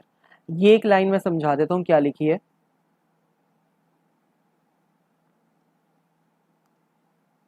जो भी हमने rule 3 और rule 4 पढ़े हैं ये अलाउड होंगे अगर वो पर्सन खुद लेके आ रहा है बैगेज, यानी कि अकम्पनीड बैगेज है। अनअकम्पनीड बैगेज पे ये रूल अलाउ नहीं होगा, ठीक है। तो बस इतनी सी एक बात है, ये याद कर लेना, बहुत छोटा सा टॉपिक पॉइंट है, याद हो जाएगा। Now further such general duty of free baggage allowance of passenger cannot be pooled with the general duty, यानी कि पूरा रूल 3 का ज्ञान लिख दिया। Now thus duty liability of Mr. Sujoy wife will be nil, for the personal effects के लिए nil रहेगी। जो 80,000 रुपीज़ की गुड है उस पर कोई कस्टम ड्यूटी नहीं, म्यूजिक सिस्टम पे कोई कस्टम ड्यूटी नहीं, नील कस्टम ड्यूटी है। फिर आता है रूल 5, वो पूरा लिखा है कि जेंटलमैन को 20 ग्राम और 50,000 है, 40 ग्राम और 1 लाख है। हावेवर अगर वो 1 साल से ज़्यादा रुके तभी ये अलाउड है, तो no duty for mister Sujoy. However his wife is not eligible for this additional jewellery allowance as she had stayed abroad for a less than 1 year. ये सिर्फ 7 महीने या 9 महीने ही रुकी थी, 3 महीने बाद गई थी ना। Thus, she has to pay custom duty on the entire amount of 96,000. But as she has already exhausted the general duty-free baggage allowance of 50,000, इसका already exhaust हो चुका है। Let's say ये music system carry नहीं कर रही, ना करती, तो 96,000 में 50,000 तो इसको अलाउ कर देते ज्वेलरी, क्योंकि हमने पढ़ा था एक TY के 11 में कि ये एक एडिशनल अलाउंस है रूल 5 का। अगर हम कुछ और नहीं कैरी कर रहे जनरल ड्यूटी फ्री अलाउंस जो रूल 3 वाला है, तो 50,000 हम यहाँ से अकोमोडेट कर सकते थे, तो रिमेनिंग 46,000 ही कस्टम ड्यूटी पे करनी पड़ती। बट अब इसे पूरी 96,000 में 35% ड्यूटी प्लस 10% उसका SWS 38.5% के हिसाब से कस्टम ड्यूटी पे करनी होगी। एग्जाम में हम कैलकुलेट भी कर सकते हैं, 96,000 का 38.5% 36,960 रुपीज़ की कस्टम ड्यूटी बैठती है इस केस में। ये क्वेश्चन इंपॉर्टेंट है क्योंकि इससे कंसेप्ट हमारे क्लियर होते हैं। चलिए नेक्स्ट क्वेश्चन देखते हैं। Illustration number 5, after visiting USA for a month, missus and mister X, Indian residents age 40-45 respectively, brought to India a laptop computer. एक लैपटॉप लेके आ रहे हैं, valued at 80,000 rupees, used personal effects valued 90,000 and a personal computer for 52,000 rupees। ठीक है, what is the custom duty payable ignore कर दो कोई एग्रीकल्चर इंफ्रास्ट्रक्चर डेवलपमेंट सेस, ये वैसे ना भी लिखा हो तो हम इग्नोर ही करते हैं हमेशा, ठीक है। तो कस्टम ड्यूटी हमें बतानी है कितनी होगी। देखो हमने पढ़ा था लैपटॉप के लिए अगर कोई 18 ईयर्स से ऊपर है और क्रू मेंबर नहीं है तो एक लैपटॉप अलाउड है पर पर्सन। यहाँ पे 2 पर्सन है, लैपटॉप कंप्यूटर तो ड्यूटी फ्री अलाउ हो जाएगा 80,000 का। पर्सनल इफेक्ट्स भी हमने पढ़े थे, कोई भी हो कहीं से भी आ रहा है, हमें कोई देखने की जरूरत नहीं है, रूल 3 है 4 है, पर्सनल इफेक्ट वर्ड पढ़ते ही हम कह देंगे फ्री ऑफ कॉस्ट, तो कोई फर्क नहीं पड़ता रूल 3 से आ रहा है रूल 4 से आ रहा है। वैसे अगर देखा जाए तो ये रूल 3 में आएगा, रीजन मीन ये यूएसए से आ रहा है, यानी कि other than Nepal Bhutan Myanmar, तो it will be as per rule 3, otherwise फर्क नहीं पड़ता ये। पर्सनल कंप्यूटर, जब मैंने लैपटॉप समझाया था तभी मैंने एक चीज़ बताई थी, अगर पर्सनल कंप्यूटर है तो वो टैक्सेबल होगा, ये लैपटॉप की कैटेगरी में नहीं आता, this is a desktop, this is not movable item. तो पर्सनल कंप्यूटर 52,000 पे कस्टम ड्यूटी लगेगी। ऐसा नहीं कह सकते कि मिसेस एक्स लैपटॉप ले आई और मिस्टर एक्स पर्सनल कंप्यूटर ले आया और दोनों कंप्यूटर दोनों को एक एक अलाउड है। अगर ये दोनों बंदे मिलके 2 लैपटॉप्स लेके आते तो एक एक बढ़ जाता दोनों में, बट एक पर्सनल कंप्यूटर है, देयरफॉर पर्सनल कंप्यूटर पे कस्टम ड्यूटी लगेगी एट द रेट ऑफ 38.5%, क्योंकि 35% प्लस 10%। बट कौन सी वैल्यू पे लगेगी, this duty is ad valorem value पे लगेगी। तो क्या वैल्यू लेंगे, क्या 52,000 पे लगेगी? अगर आपका आंसर है कि 52,000 का 38.5% हम निकाल दें तो ये आंसर एग्जामिनर गलत कर देगा। You know why? मैंने हमेशा कहा था कि कस्टम ड्यूटी लगेगी in excess of our duty free baggage allowance. अब देखो एज पर रूल 3 इन्हें पर्सनल इफेक्ट्स तो फ्री ऑफ कॉस्ट अलाउड है, other articles then articles other than annexure 1 50,000 rupees की आर्टिकल्स अलाउड है। अब इनके पास कुछ और आइटम्स है नहीं, अगर ये पर्सनल कंप्यूटर चाहे मिसेस का डाले या मिस्टर एक्स का, किसी एक का किसी पे भी बाइफिकेट करे तो 50,000 रुपीज़ तक की आइटम तो इन्हें अलाउड है। तो एक्स्ट्रा कितना सामान ला रहे हैं, सिर्फ 2,000 रुपये का, तो इस 2,000 रुपये भी ही कस्टम ड्यूटी लगेगी, पूरे 52,000 पे नहीं लगेगी। एक चीज़ है, इनको पूल नहीं कर सकते कि इसका भी 50,000 है, मिस्टर का भी 50 है, मिसेस का भी 50,000 अलाउड है, तो टोटल 1,00,000 विद इन 52,000 1,00,000 के विद इन है तो पूरा अलाउ कर दे, ऐसा नहीं हो सकता, पुल नहीं कर सकते। इसी चीज़ को हम पढ़ लेते हैं किस तरीके से हमें फ्रेम करना है आंसर, क्योंकि ये तो देखो जितनी बार पढ़ोगे तभी प्रैक्टिस होगी कितना फ्रेम करना है। मैं रीड कर दूं उसका कोई बेनिफिट नहीं है, मैं सिर्फ कंसेप्ट समझा सकता हूँ जो मैं ऑलरेडी समझा चुका हूँ, ठीक है। Let's see, as per rule 3 एक चीज़ मैं बता दूं, जब भी कोई सेक्शन नंबर आया है मैंने कहा है कि सेक्शन नंबर याद करने की ज़रूरत नहीं है, बट रूल नंबर मैं कहूँगा कि रूल नंबर याद कर लो, बहुत ही ज़्यादा बेनिफिट रहेगा। रूल नंबर्स याद रखना, 3 ही रूल मेन याद करने हैं, रूल नंबर 3, 4 और 5। 3 है अपना other than Nepal Bhutan Myanmar, 4 है coming from Nepal Bhutan Myanmar, and 5 है अपना ज्वेलरी अलाउंस। ये 3 याद हो जाए तो बल्ले बल्ले, ठीक है। चलो रीड करते हैं। As per rule 3 of the baggage allowance 2016, an Indian resident arriving from any country other than Nepal, Bhutan, Myanmar is allowed duty-free clearance of personal effects and travel souvenirs without any limit. Articles up to the value of 50,000, excluding mentioned in Annexure 1, if these are carried on in person or in the accompanied baggage of the passenger. वही चीज़ हमने पहले बोली थी। Further, it cannot be pulled. अब one laptop other than imported into India, नहीं, one laptop computer when imported into India by a passenger of the age of 18 years or above other than member of crew is exempt from whole of the custom duty। एक laptop भी हम free of cost लाने देंगे। According there will be no custom duty on the used personal effects of 90,000, उस पर कोई custom duty नहीं है, ये जो पर्सनल इफेक्ट्स है 90,000 के इस पर नहीं लगेगी, लैपटॉप कंप्यूटर पे भी नहीं लगेगी, they will be exempt. Duty will be payable on personal computer after exhausting the duty-free baggage allowance, that will be accessible value होगी 2,000। कैसे निकाली, 52 माइनस 50, 50 क्या है, this is baggage free allowance. Baggage free allowance को देखो journal baggage free allowance GFA भी कहते हैं, that is journal baggage free allowance, this is journal allowance. 52,000 computer की वैल्यू थी, 50,000 का फ्री अलाउंस है, तो 2,000 रुपये पे कस्टम ड्यूटी लगेगी एट द रेट ऑफ 35%। फटाफट से कैलकुलेट कर लो, 2,000 का 35% आता है 700, इसका 10% आ जाएगा BCD का 10%, SWS 70, 770 रुपये की कस्टम ड्यूटी इन्हें पे करनी होगी, ठीक है, ऑन दिस पर्सनल कंप्यूटर।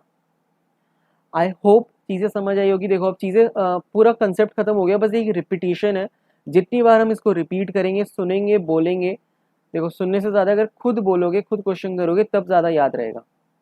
चलो नेक्स्ट बढ़ते हैं। ईजी है, लिमिट्स आसानी से याद हो जाएगी और आसानी से भूल भी जाओगे एग्जाम वाले दिन, तो जितना याद हो उतना बेटर।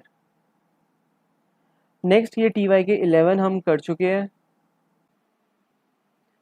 नेक्स्ट क्वेश्चन TY के 27, a very important question. Let's see. Gregory Peg of foreign origin has come on travel visa to tour in India. एक पर्सन है जो फॉरेन ओरिजिन का है, इंडिया आया है ट्रैवल पर्पस के लिए। He carries with him as part of the baggage the following item. ये सारा सामान ये लेके आ रहा है अपने बैगेज में, एक एक करके इसको हम देखेंगे बाद में। Determine the custom duty payable if the effective rate of duty is 38.5% inclusive of SWS, but short explanations wherever required. देखो बैगेज में स्टैंडर्ड रेट हमें पता है कस्टम ड्यूटी का 35% है, प्लस इसमें SWS ऐड होता है 10%, एंड दिस गिव्स अस 38.5% का इफेक्टिव रेट, जो क्वेश्चन ने हमें दे भी रखा है। अगर ये क्वेश्चन में 38.5 की जगह हमें 40% दिया होता, तो हम क्वेश्चन 40% के हिसाब से सॉल्व करेंगे, हम क्वेश्चन से आर्ग्यू नहीं करेंगे। बट अगर ये मिसिंग होती तो हम 38.5% ही लेंगे।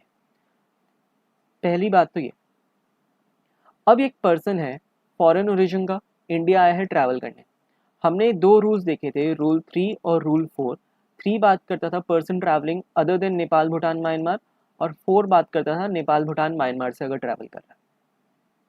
इसमें रूल 4 तो नहीं लगेगा, रीजन मीन क्वेश्चन हमें नहीं बता रहा कि ये कौन सी कंट्री से आ रहा है, बट इसमें स्पेसिफाइड नहीं है कि ये नेपाल भूटान म्यांमार से आ रहा है। जब तक क्वेश्चन स्पेसिफाई नहीं करता हम रूल 4 यूज़ नहीं करेंगे, क्योंकि रूल 4 में फिर आगे से क्वेश्चन में हमें फर्दर डिटेल्स भी चाहिए होगी कि ये लैंड रूट से आ रहा है, अदर रूट से आ रहा है, तो इतनी एजम्पशंस तो लेंगे नहीं कि कैसे आ रहा है। तो इससे हमें एक चीज़ पता चलती है कि हम रूल नंबर 3 यूज़ करेंगे। रूल नंबर 3 में there were 3 types of passengers, जो मैंने एक ट्राई कलर बनाया था तिरंगा के कलर्स में, ऑरेंज, वाइट एंड ग्रीन में।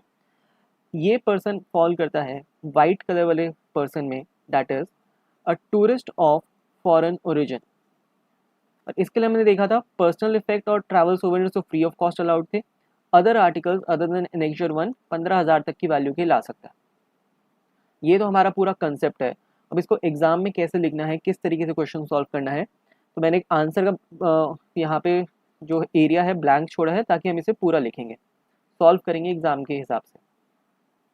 थ्योरी मैं सिर्फ बोलूँगा, आप यहाँ पे लिख सकते हो अपने हिसाब से। मैं थ्योरी बोलूँगा, आप लिखना चाहो तो लिख सकते हो। तो हम स्टार्ट करेंगे that as per rule 3 of baggage rules 2016, a tourist of foreign origin travelling from any country other than Nepal, Bhutan, Myanmar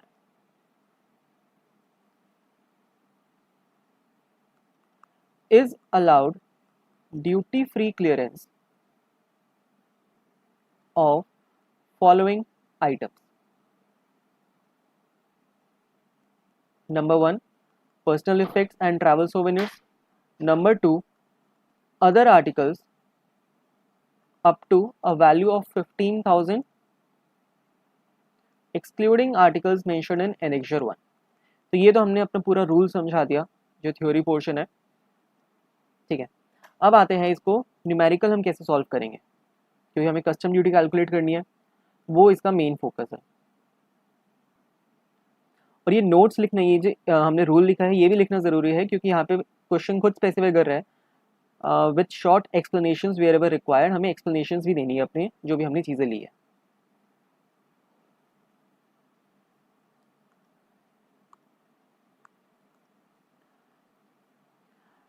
now let's compute custom duty. तो हम फॉर्मेट फॉलो करेंगे, कंप्यूटेशन ऑफ कस्टम ड्यूटी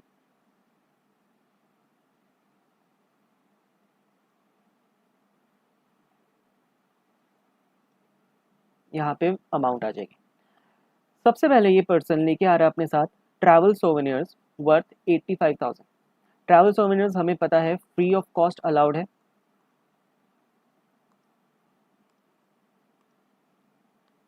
ठीक है। तो custom department को इसकी value से कुछ लेना देना नहीं है, जितनी मर्जी वैल्यू का लेके आ जाए, 85,000 का लेके आए, चाहे 8 लाख का लेके आए, चाहे 85 लाख का लेके आए, travel souvenirs are free of cost. तो ट्रैवल सोवेनियर्स हम यहाँ पे लिखेंगे, इसकी वैल्यू लिख देंगे नील, क्योंकि कस्टम डिपार्टमेंट को इसकी वैल्यू से कुछ लेना देना नहीं। कस्टम ड्यूटी कैलकुलेट करते हुए हमें ये वैल्यू चाहिए भी नहीं। फिर लेके आ रहा है ये पर्सन अपने साथ other articles carried on in person 1,50,000। Other articles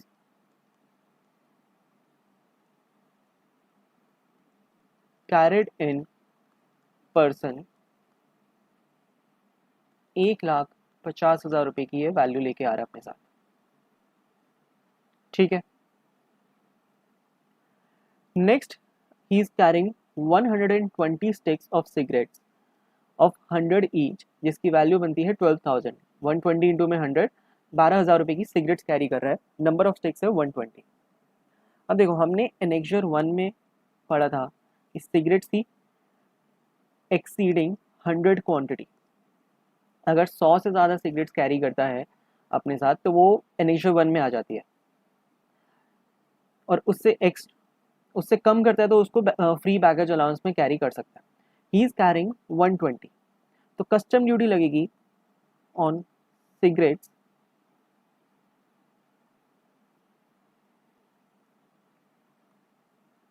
100 sticks पे। 100 स्टिक्स की वैल्यू कितनी होगी, अगर एक 100 रुपए की है तो 100 कितने की हो जाएगी, 10,000। तो 10,000 रुपीज़ तो आ जाएगा ये ड्यूटी फ्री अलाउंस में। इसको हम जनरल फ्री अलाउंस भी कहते हैं। जो रूल 3 और 4 वाला है that is general duty free allowance. पर एक चीज हमने और रीड करी थी कि फायर आर्म्स या फायर आर्म्स की cartridges exceeding 50 and cigarettes, cigars, tobacco exceeding their limits are not charged to 35% of rate, they are charged to 100% of basic custom duty। ये चीज़ एक बार मैं दिखा देता हूँ क्योंकि इस क्वेश्चन के लिए रेलिवेंट है। देखो यहीं पे वेरी इंपॉर्टेंट जो यहाँ पे टॉपिक था, यहाँ पे था कि 35% rate is not applicable to firearms cartridges exceeding 50 and cigarette cigar tobacco in excess of their quantity, उन पे 100% का रेट लगेगा। तो ये पर्सन अपने साथ 120 सिगरेट लेके आ रहा है, 100 सिगरेट्स तक का तो 35% रेट लगेगा, जो एक्स्ट्रा 20 सिगरेट्स है उस पर कितना लगेगा, 100% का रेट। तो यहाँ पे हम एक और कैलकुलेशन करेंगे अपने साथ।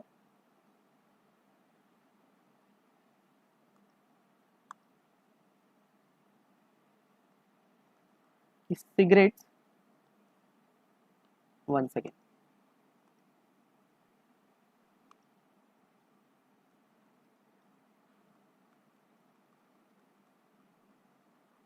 exceeding 100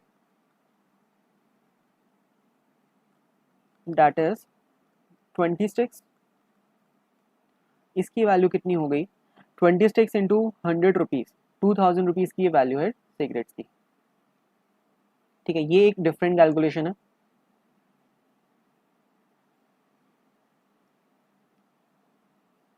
इसको हमने कवर कर लिया। फिर ये कैरी कर रहा है अपने साथ fire arm with 100 cartridges and value includes the value of cartridges at 500 per cartridge। 1,00,000 रुपए की ये कैरी कर रहा है फायर आर्म प्लस उसकी कार्ट्रिजेस। कितनी कार्ट्रिज है, 100। देखो fire arm is a annexure 1 item, तो फायर आर्म्स पे तो ड्यूटी फ्री अलाउंस नहीं मिलेगा, और हमने पढ़ा था फायर आर्म्स पे रेट लगता है 100% का। तो यहाँ पे एक सेकेंड आइटम आ गई दैट इज फायर आर्म, बंदूक जो अपने साथ कैरी कर रहा है। कितनी वैल्यू की है ये, total value fire arm plus 100 cartridge की 1,00,000 की है। एक कार्ट्रिज 500 रुपये की है तो 100 कार्ट्रिजेस कितनी की हो गई, 50,000। इससे हमें क्या पता चलता है, फायर आर्म्स की वैल्यू कितनी हुई, 50,000 की। 50,000 की बंदूक है और 50,000 की ही उसकी गोलियां है, ठीक है। तो फायर आर्म पे तो 35% रेट नहीं लगेगा, फिर इसकी कार्ट्रिजेस, कितनी कार्ट्रिज कैरी कर रहा है, 100। एनेक्जर 1 क्या कहता है, एक्सीडिंग 50 अगर होगी तो एनेक्जर 1 में फॉल करेगी, अप टू 50 उस पे लग सकता है अपना बेसिक रेट। तो कार्ट्रिजेस 50, ये भी हमें जर्नल फ्री अलाउंस मिलेगा। इस पे कितनी वैल्यू की है, अगर एक कार्ट्रिज 500 की है तो 50 कार्ट्रिजेस हो जाएगी 25,000 रुपीज़ की। सिमिलरली जो 50 से ऊपर कार्ट्रिज एक्सीड कर रही है उस पे रेट कितना लगेगा, 100%। तो कार्ट्रिजेस एक्सीडिंग 50 उस पे 25,000 वैल्यू पे रेट लग जाएगा 100 रुपये, 100% का। ठीक है, और क्या रह गया, और कुछ भी नहीं है, सारी आइटम्स हमने कवर कर ली। अब देखो, अगर हम इस टोटल बैगेज का, इन बैगेज का टोटल करें कि ये पर्सन अपने साथ क्या क्या लेके आया, कस्टम ड्यूटी के पर्पस के लिए क्या क्या वैल्यू ली जाएगी, ट्रैवल सोवेनियर्स की निल वैल्यू, अदर आर्टिकल्स 1.5 लाख रुपए की कैरी कर रहा है, सिगरेट्स कैरी कर रहा है अप टू 100 स्टिक्स जिसकी 10,000 की वैल्यू है, cartridges of firearm up to 50, 25,000 रुपये की कैरी कर रहा है। टोटल बैगेज की value for custom purpose is 1,85,000 for calculating custom duty.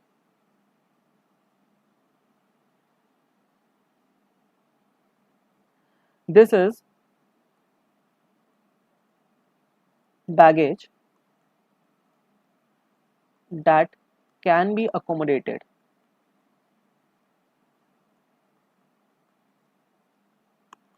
in journal free allowance।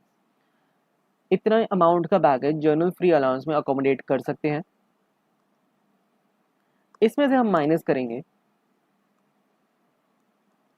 Journal free allowance of 15,000, क्योंकि रूल 3 में हमने पढ़ा था कि 15,000 रुपये का इस फॉरेन टूरिस्ट को अलाउड है।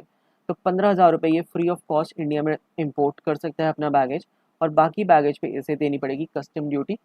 तो कितनी अमाउंट बन जाती है ये, 1,70,000 रुपये पे कस्टम ड्यूटी लगेगी।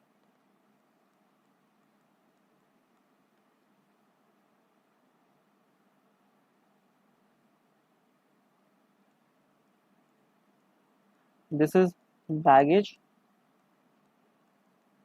on which custom duty is payable।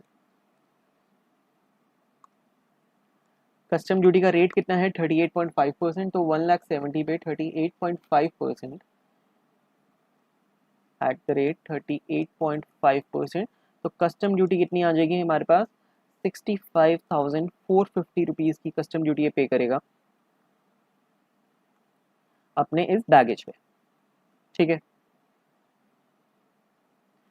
अब जो रिमेनिंग चीज़ें थी, रिमेनिंग अपने साथ ये फायर आर्म कैरी कर रहा है, सिगरेट्स कैरी कर रहा है 100 से ऊपर 20 स्टिक्स, और कार्ट्रिजेस कैरी कर रहा है एक्सीडिंग 50। इस वैल्यू पे लगेगा eight the rate 100% plus SWS 10%। कितनी वैल्यू है ये, 2,000 प्लस 50,000 प्लस 25,000, 77,000 रुपीज़ की वैल्यू है। इस पे कस्टम ड्यूटी लगेगी एट द रेट ऑफ 110%, मतलब 100% ड्यूटी प्लस 10% SWS। 77,000 रुपीज़ की चीज़ पे 84,700 की कस्टम ड्यूटी से पे करनी होगी।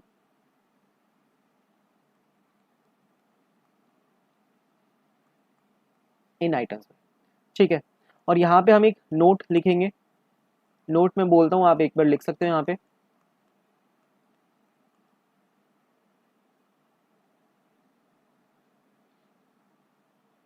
नोट में हम लिखेंगे कि fire arms, cartridges of firearms exceeding 50 and cigarettes exceeding 100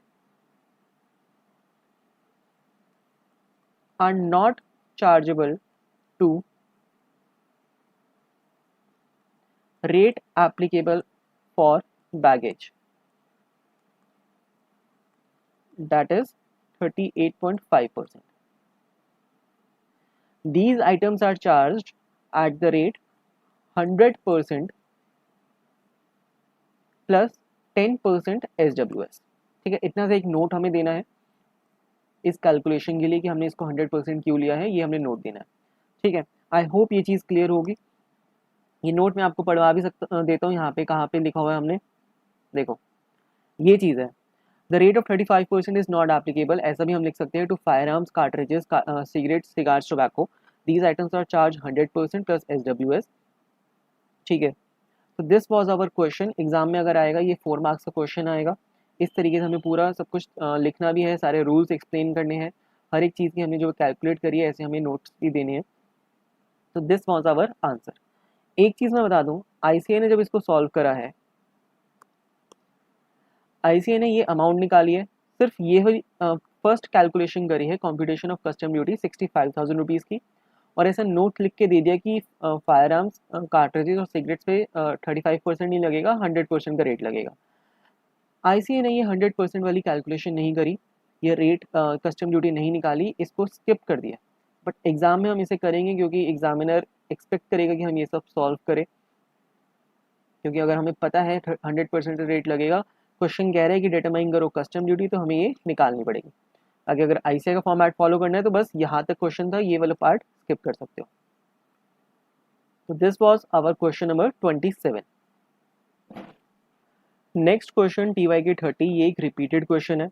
ये इलस्ट्रेशन नंबर 5 हमने ऊपर जो करा था उसी का रिपीटेशन है. क्या कहते हैं, after visiting USA for a month, mister and mister Iyer, age दे रखी है 35-40, brought into India a laptop computer 70,000. तो हमें पता है लैपटॉप कंप्यूटर एक एग्जाम्ड है above 18 years of age. Use personal effects valued 140, ये भी एग्जाम्ड है. एक पर्सनल कंप्यूटर लेके आए हैं 58,000 का, पर्सनल कंप्यूटर एग्जाम नहीं है. कैलकुलेट करनी है कस्टम ड्यूटी. तो क्या करेंगे, ये दोनों चीज़ें तो आइटम एग्जाम्प्ट है. 58,000 का इनका कंप्यूटर है, 50,000 का जनरल फ्री अलाउंस हमें मिलता है, तो 8,000 पे कस्टम ड्यूटी लगेगी. 8,000 पे कस्टम ड्यूटी लगेगी at the rate of 38.5%, that will come to be 3,080 rupees. ये इसकी कस्टम ड्यूटी है. बाकी हमें सिर्फ इतना सॉल्व नहीं करना, अगर ये एग्जाम में आएगा. इलस्ट्रेशन 5 में जो हमने पूरा नोट लिखा था कि हमने एक्सप्लेन करा है रूल 3, फिर लैपटॉप एक्सप्लेन करा है, फिर हमने कैलकुलेट करी थी कस्टम ड्यूटी, तो ये सब पूरी चीज़ हमें करनी होगी. Last question of this baggage allowance topic, TY के 31. अब ये क्वेश्चन हमें बहुत ही सिंपल लगेगा क्योंकि हमारे पूरे सारे कंसेप्ट पूरे हो चुके हैं. Let's see. Mrs X, Indian resident, 36 years old है, who was on a visit to China, return after 6 months. She was carrying with her the following items. अपने साथ ये सारा सामान लेके आई. हमें निकालनी है custom duty payable by Mrs X with reference to baggage rules 2016. ठीक है, अब सबसे पहले रूल इसमें कौन सा लगेगा, रूल इसमें 3 ही लगेगा क्योंकि ये ना नेपाल से आ रही है, ना भूटान से, ना म्यांमार से, चाइना से आ रही है, तो रूल 3 लगेगा. इंडियन रेजिडेंट है तो इसको पर्सनल इफेक्ट्स और ट्रैवल सोवेनिर्स वो तो जिसके भी हो फ्री ऑफ कॉस्ट है. अदर आर्टिकल्स 50,000 तक की कैरी कर सकती है other than annexure 1 items. So let's see, हम निकालेंगे इसमें computation of custom duty payable by Mrs x.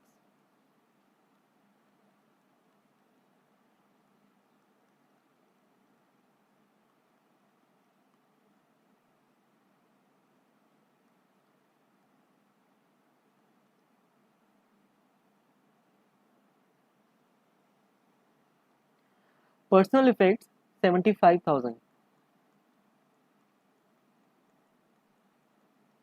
But custom की नज़रों में, कस्टम डिपार्टमेंट के लिए ये फ्री ऑफ कॉस्ट इंपोर्ट कर सकती है, तो यहाँ पे आएगा इसकी वैल्यू नील. ठीक है, ये हम ऐसे लेते हैं, जस्ट 1 सेकेंड. यहाँ पे लिखते हैं पर्टिकुलर्स क्योंकि प्रॉपर फॉर्मेट फॉलो करते हैं, और यहाँ पे आ गया रुपीज़.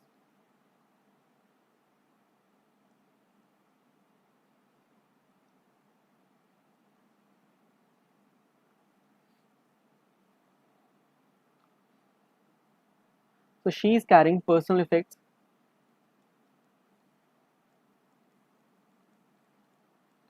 $75,000 की, दिस इज, इसकी वैल्यू कस्टम के लिए है nil।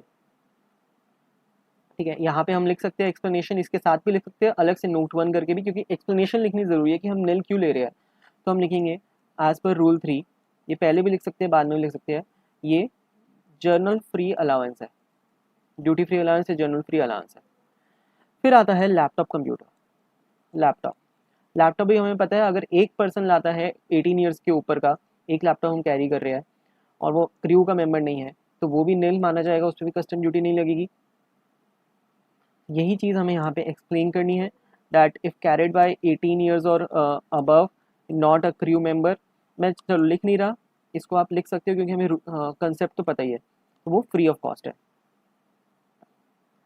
फिर she is carrying jewellery, 25 gram jewellery है और 75,000 की वैल्यू है। देखो ज्वेलरी के लिए हमने पढ़ा था एक रूल 5। रूल 5 में अगर लेडी पैसेंजर है, मिसेस एक्स अगर लेडी है, तो she can carry 40 grams of jewellery with an value cap of 1 lakh, both should be satisfied. तो क्या इसकी ज्वेलरी 1 लाख से कम की है? क्या 40 ग्राम से कम की है? 25 ग्राम है। तो क्या ये ड्यूटी फ्री अलाउंस इसको मिलेगा, क्योंकि दोनों कंडीशंस फुलफिल कर रही है? तो ड्यूटी फ्री अलाउंस इसको मिलना तो चाहिए बट नहीं मिलेगा। रीज़न मीन एक मोस्ट इंपॉर्टेंट कंडीशन इसकी थी कि that passenger stage abroad for more than 1 year. More than 1 year या 1 ईयर और अबव। एक बार हम चेक करते हैं रूल 5 क्या कहते हैं, फटाफट से रूल 5 पे आते हैं। मोर देन 1 ईयर, अगर 1 साल भी रह ले तब भी नहीं मिलेगा, 1 साल से 1 दिन ऊपर होना चाहिए। ठीक है, चलिए, तो इसको ये ड्यूटी फ्री अलाउंस नहीं मिलेगा, तो ज्वेलरी हम 75,000 रुपीज़ की वैल्यू ये बैगेज में ला सकती है, क्योंकि जो इसका 50,000 रुपीज़ का बैगेज अलाउंस मिलेगा उसमें ये क्लेम कर सकती है। तो 75,000 रुपये की वैल्यू कस्टम ड्यूटी लेगा इसकी ज्वेलरी की। यही चीज़ हमें यहाँ पे एक्सप्लेन भी करनी होगी। क्या लिख सकते हैं हम यहाँ पे, that duty free jewellery allowance is not available to Mrs X since she did not stay abroad for more than 1 year. Next, she is carrying a music system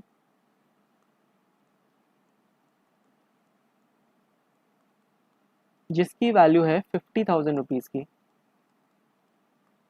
ये हम यहाँ पे लेंगे, रीज़न मीन ये आ जाएगा अपना other articles other then mention in annexure 1।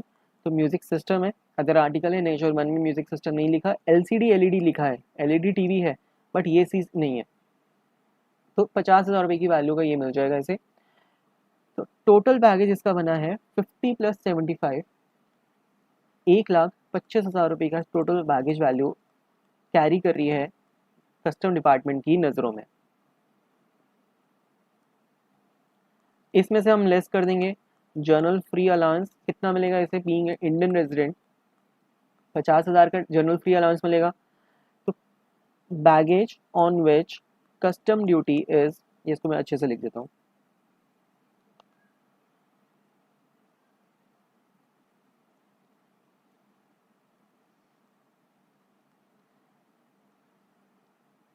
Baggage on which custom duty is payable. कितनी value हो जाएगी? 50,000, नॉट 50,000, एक सेकेंड, 1,25,000 से 50,000 माइनस कर देंगे, तो 75,000 रुपीज़ की वैल्यू पे इसे कस्टम ड्यूटी पे करनी होगी।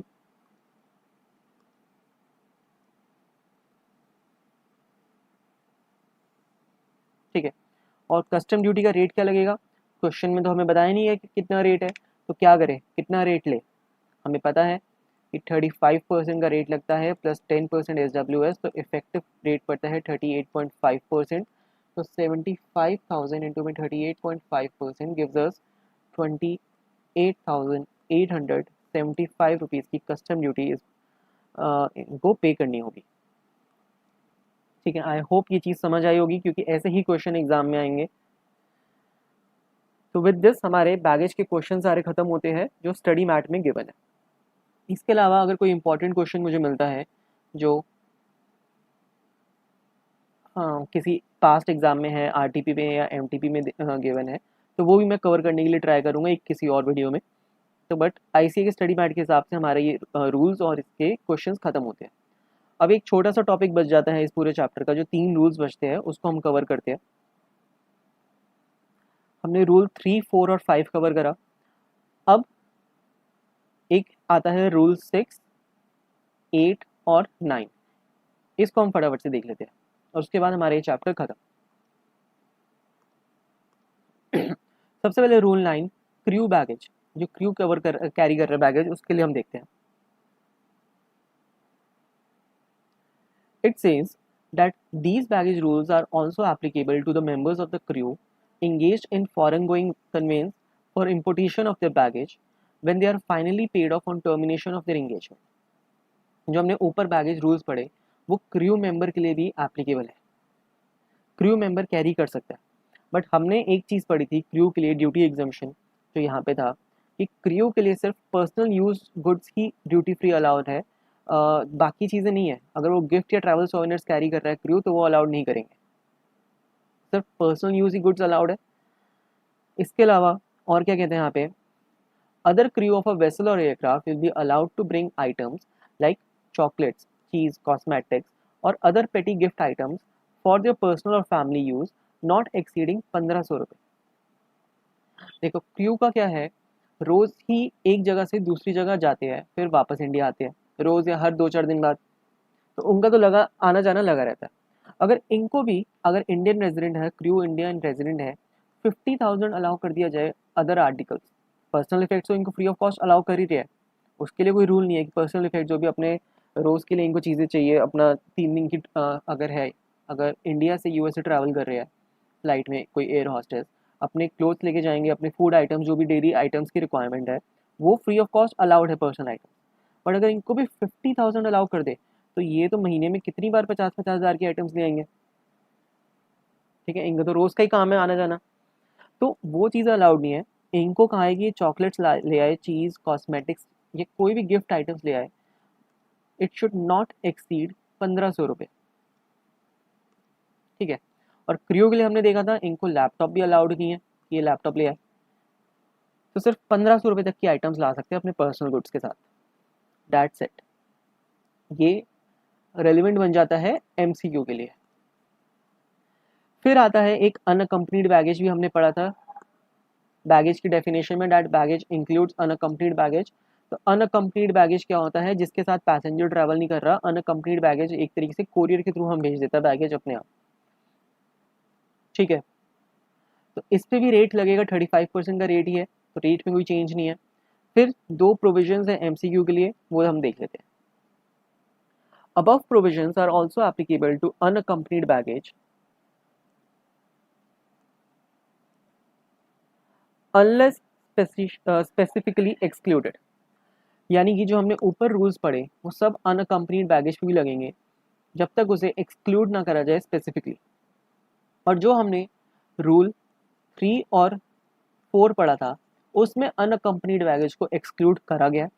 ये हमें कैसे पता चलता है, देखो हमने जो क्वेश्चंस करे थे, ठीक है, एक क्वेश्चन देख लेते हैं, इलिस्ट्रेशन 4, इसकी जो थ्योरी यहाँ पे लिखी है, यहाँ पे बी पॉइंट जो मैंने मार्क भी कराया था कि these articles up to the value of 50,000 is allowed duty free if these are carried on in person or in the accompanied baggage। कहने का मतलब अनअकम्पनीड बैगेज में नहीं मिलेगा। ठीक है, वो 50,000 का अलाउंस अनअकम्पनीड पे नहीं मिल रहा, तो अगर अनअकम्पनीड बैगेज आता है तो उस पर 35% का रेट लगेगा। फिर कहते हैं if unaccompanied baggage had been in possession abroad of the passenger, passenger के पास वो अब्रॉड में था, अगर यूएसए से पर्सन इंडिया ट्रैवल कर रहा है तो यूएसए में वो बैगेज उसके पास होना चाहिए, and is dispatched with in 1 month of his arrival in India. Let's say एक पर्सन है मिस्टर एक्स, जो इंडिया में आ गया, इंडिया रीच कर गया, उसका बैगेज उसके आने के बाद आ रहा है,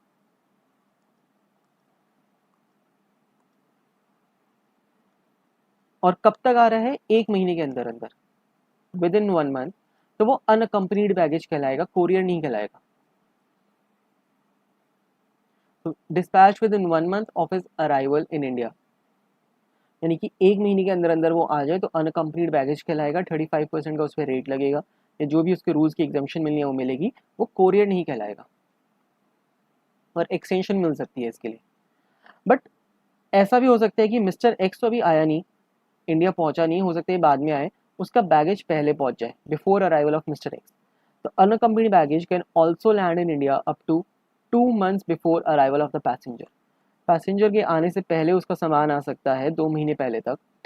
if and however if the passenger is not able to arrive within in India within 2 months due to circumstances beyond his control, तो commissioner may extend the set period 2 months up to 1 year, 1 साल तक इसको extend कर सकता है। इसको अगर हम समराइज करें तो ये कहता क्या है, अनअकम्पनीड बैगेज पैसेंजर के आने के बाद भी आ सकता है विद इन 1 month, कि मिस्टर एक्स इंडिया पहुंच गया, 1 महीने बाद उसका सामान आया। मिस्टर एक्स अभी यूएसए में ही है, उसका सामान पहले ही आ गया, इसने 2 महीने विद इन 2 months अगर ये आ जाए तो अनकम्पनीड बैगेज ट्रीट हो जाएगा। ये पीरियड एक्सटेंड हो सकता है 1 साल तक due to some reasons. This was rule 8। अब आता है रूल 6। रूल तो वैसे काफ़ी बड़ा है बट इस पर क्वेश्चंस कोई नहीं है, तो इसको हम रीड कर लेते हैं बस एक एमसीक्यू पर्सपेक्टिव के हिसाब से। देखो what does it say, transfer of residence. कहने का मतलब a person who is engaged in a profession abroad और is transferring his residence to India will be allowed duty free clearance of articles on his return in the manner given in the appendix below। क्या कह रहा है, एक person USA में है, वो India आ रहा है और ट्रैवल पर्पस के लिए नहीं आ रहा, परमानेंटली ट्रांसफर लेके आ रहा है, इंडिया में ही रहेगा अब। या तो पहले जॉब करता था, अब इंडिया ट्रांसफर हो रहा है, और transferring his residence to India, यानी कि ट्रांसफर ऑफ रेजिडेंस है, उसको ड्यूटी फ्री अलाउंस मिलेगा as per this appendix below. This allowance would be in addition to the general duty free baggage allowance of rule 3 और 4 as the case may be. Rule 3 और 4 का तो baggage इसे मिलेगा ही मिलेगा, रूल 5 भी इस पे लगेगा, वो एडिशनल है, बट रूल 6 का ये अलाउंस इसको एक्स्ट्रा मिलेगा। क्या कहता है ये अपेंडिक्स, लेट्स सी। अब इसको बाइफरकेट करें कि वो बाहर कंट्री में कितने टाइम रहा है, what is the duration of stay. ये टेबल बस मैं रीड करूंगा, याद करने की जिम्मेदारी आपकी है, कैसे याद करना है। देखो अगर वो पर्सन 3 महीने से लेके 6 महीने तक बाहर रुकता है, उसके बाद इंडिया ट्रांसफर करता है और वो इंडियन पैसेंजर है, तो उसे 60,000 रुपीज़ की वैल्यू का सामान और अलाउ कर दिया जाएगा। Articles allowed free of duty 60,000। Annexure rule 3 और 4 की 50,000 की वैल्यू तो उसे मिल रही है, प्लस 60,000 की मिल जाएगी। और 60,000 कैसे, personal and house hold articles other then those mentioned in annexure 1 और एनेक्जर 2, यानी कि एनेक्जर 1 और एनेक्जर 2 की आइटम्स छोड़ के पर्सनल हाउस होल्ड आर्टिकल्स तो फ्री ऑफ कॉस्ट ला सकता है। हमने रूल 3 और 4 में लिखा था without any limit, but including articles mentioned in Annexure 3 up to an aggregate value of 60,000। Annexure 3 की आइटम्स ला सकता है टू अ मैक्सिमम ऑफ 60,000। 1 और 2 की आइटम्स अलाउड नहीं है लाना, allowed means duty free allowed नहीं है। और पर्सनल हाउस होल्ड आइटम्स यानी कि पर्सनल इफेक्ट्स ट्रैवल सोवेनिर्स तो ला ही सकता है। इतनी चीज़ हमने सीखी हुई है। एनेक्जर 1 हमने रीड कर लिया, क्या है एनेक्जर 1 में, जो भी 6 आइटम्स है ये हमने पूरा पढ़ा रूल 3 और 4 में। 2 और 3 हम पढ़ लेंगे, इतना ध्यान देने वाली नहीं है कि 2 मतलब क्या नहीं ला सकता, 3 मतलब क्या ला सकता है। तो ये 60,000 तक की वैल्यू ला सकता है अगर 3 महीने से 6 महीने के बीच में रुकता है। फिर 6 महीने से 1 साल के बीच में रुकता है तो 1 लाख तक की वैल्यू ला सकता है। ये चीज़ें तो है ही, प्लस 1 लाख रुपीज़, और इंडियन पैसेंजर होना चाहिए। अगर मिनिमम 1 साल से लेके minimum stay of 1 year during the preceding 2 साल, पिछले 2 साल में 1 साल तो बाहर रहता ही है, 1 साल या उससे ज़्यादा, तो 2 लाख रुपए का सामान ला सकता है। And the condition is he should not have availed this concession in the preceding 3 years. पिछले 3 सालों में ये बेनिफिट इसने नहीं लिया तभी ला सकता है। ऐसा नहीं कि पिछले साल भी लिया था अब भी लिया है, पिछले 3 साल का मिनिमम गैप पीरियड होना चाहिए। ठीक है, कूलिंग पीरियड कह सकते हैं कि 3 साल में एक बार इस प्रोविजन को यूज कर सकते हैं। फिर अगर 2 साल या उससे ज़्यादा रहता है, क्योंकि 1 साल से ज़्यादा हमने देख लिया, 2 साल से ज़्यादा रहता है तो 5 लाख तक का सामान कैरी कर सकता है। ठीक है, और इसके लिए भी कुछ कंडीशंस और रिलैक्सेशंस है। क्या कहता है कि minimum stay of 2 years abroad immediately preceding the date of his arrival on the transfer of residence, यानी कि 2 साल का मिनिमम स्टे तो होना ही चाहिए। बट अगर लेट से 2 साल मीन्स 24 मंथ, बट ये सिर्फ 22 मंथ्स ही रुका, जो शॉर्टफॉल है 2 महीने का उसको माफ कर सकता है, कंडोन कर सकता है commissioner, if early return is on account of terminal leave या वेकेशन अवेल्ड बाय पैसेंजर और एनी अदर सर्कमस्टांसेस, किसी भी रीजन की वजह से वो जल्दी आ रहा है इन 3 रीजन से, तो 2 महीने का टाइम पीरियड कंडोन करा जा सकता है। ठीक है, फिर अगर total stay in India on short visit during 2 preceding years should not exceed 6 month. देखो 2 साल के लिए तो ये बाहर रह रहा है, ठीक है, अब बीच में ये इंडिया भी आया होगा घूमने के लिए, तो पिछले 2 सालों में 6 महीने से ज्यादा इंडिया में ना रुका हो।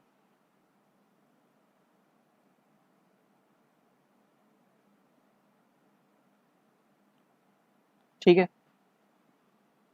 यानी कि ये शॉर्ट विजिट्स है, और इन शॉर्ट विजिट को भी अगर 6 महीने से ज़्यादा ये रुक जाता है, द प्रिंसिपल कमिश्नर में condone short visits in excess of 6 months in special circumstances. Writing में एक रिक्वेस्ट करनी होगी, अगर वो 6 महीने से ज़्यादा कहीं रुक जाता है पिछले 2 सालों में इंडिया, लेट से 7 मंथ्स रुक गया, तो उसको एक ये चाहिए, रिक्वेस्ट करनी पड़ेगी इन राइटिंग। और ये फैसिलिटीज़ ने पिछले 3 सालों में यूज़ ना करी हो, ऊपर भी था कि 3 years में यूज़ ना करी हो, तो 3 साल में एक बार ये रूल का यूज़ कर सकते हैं। ठीक है, इस रूल को बस इतना ही मैं कहूँगा, जितनी बार पढ़ लो उतना कम है, 1-2 बार पढ़ लो इसको, एमसीक्यू के लिए रेलिवेंट है। एनेक्सर 2 और 3 की आइटम्स एक बार हम देख लेते क्या है। 2 वाली आइटम्स है दैट इज नॉट अलाउड, 3 वाली आइटम्स है कि अलाउड है, कैरी कर सकता है।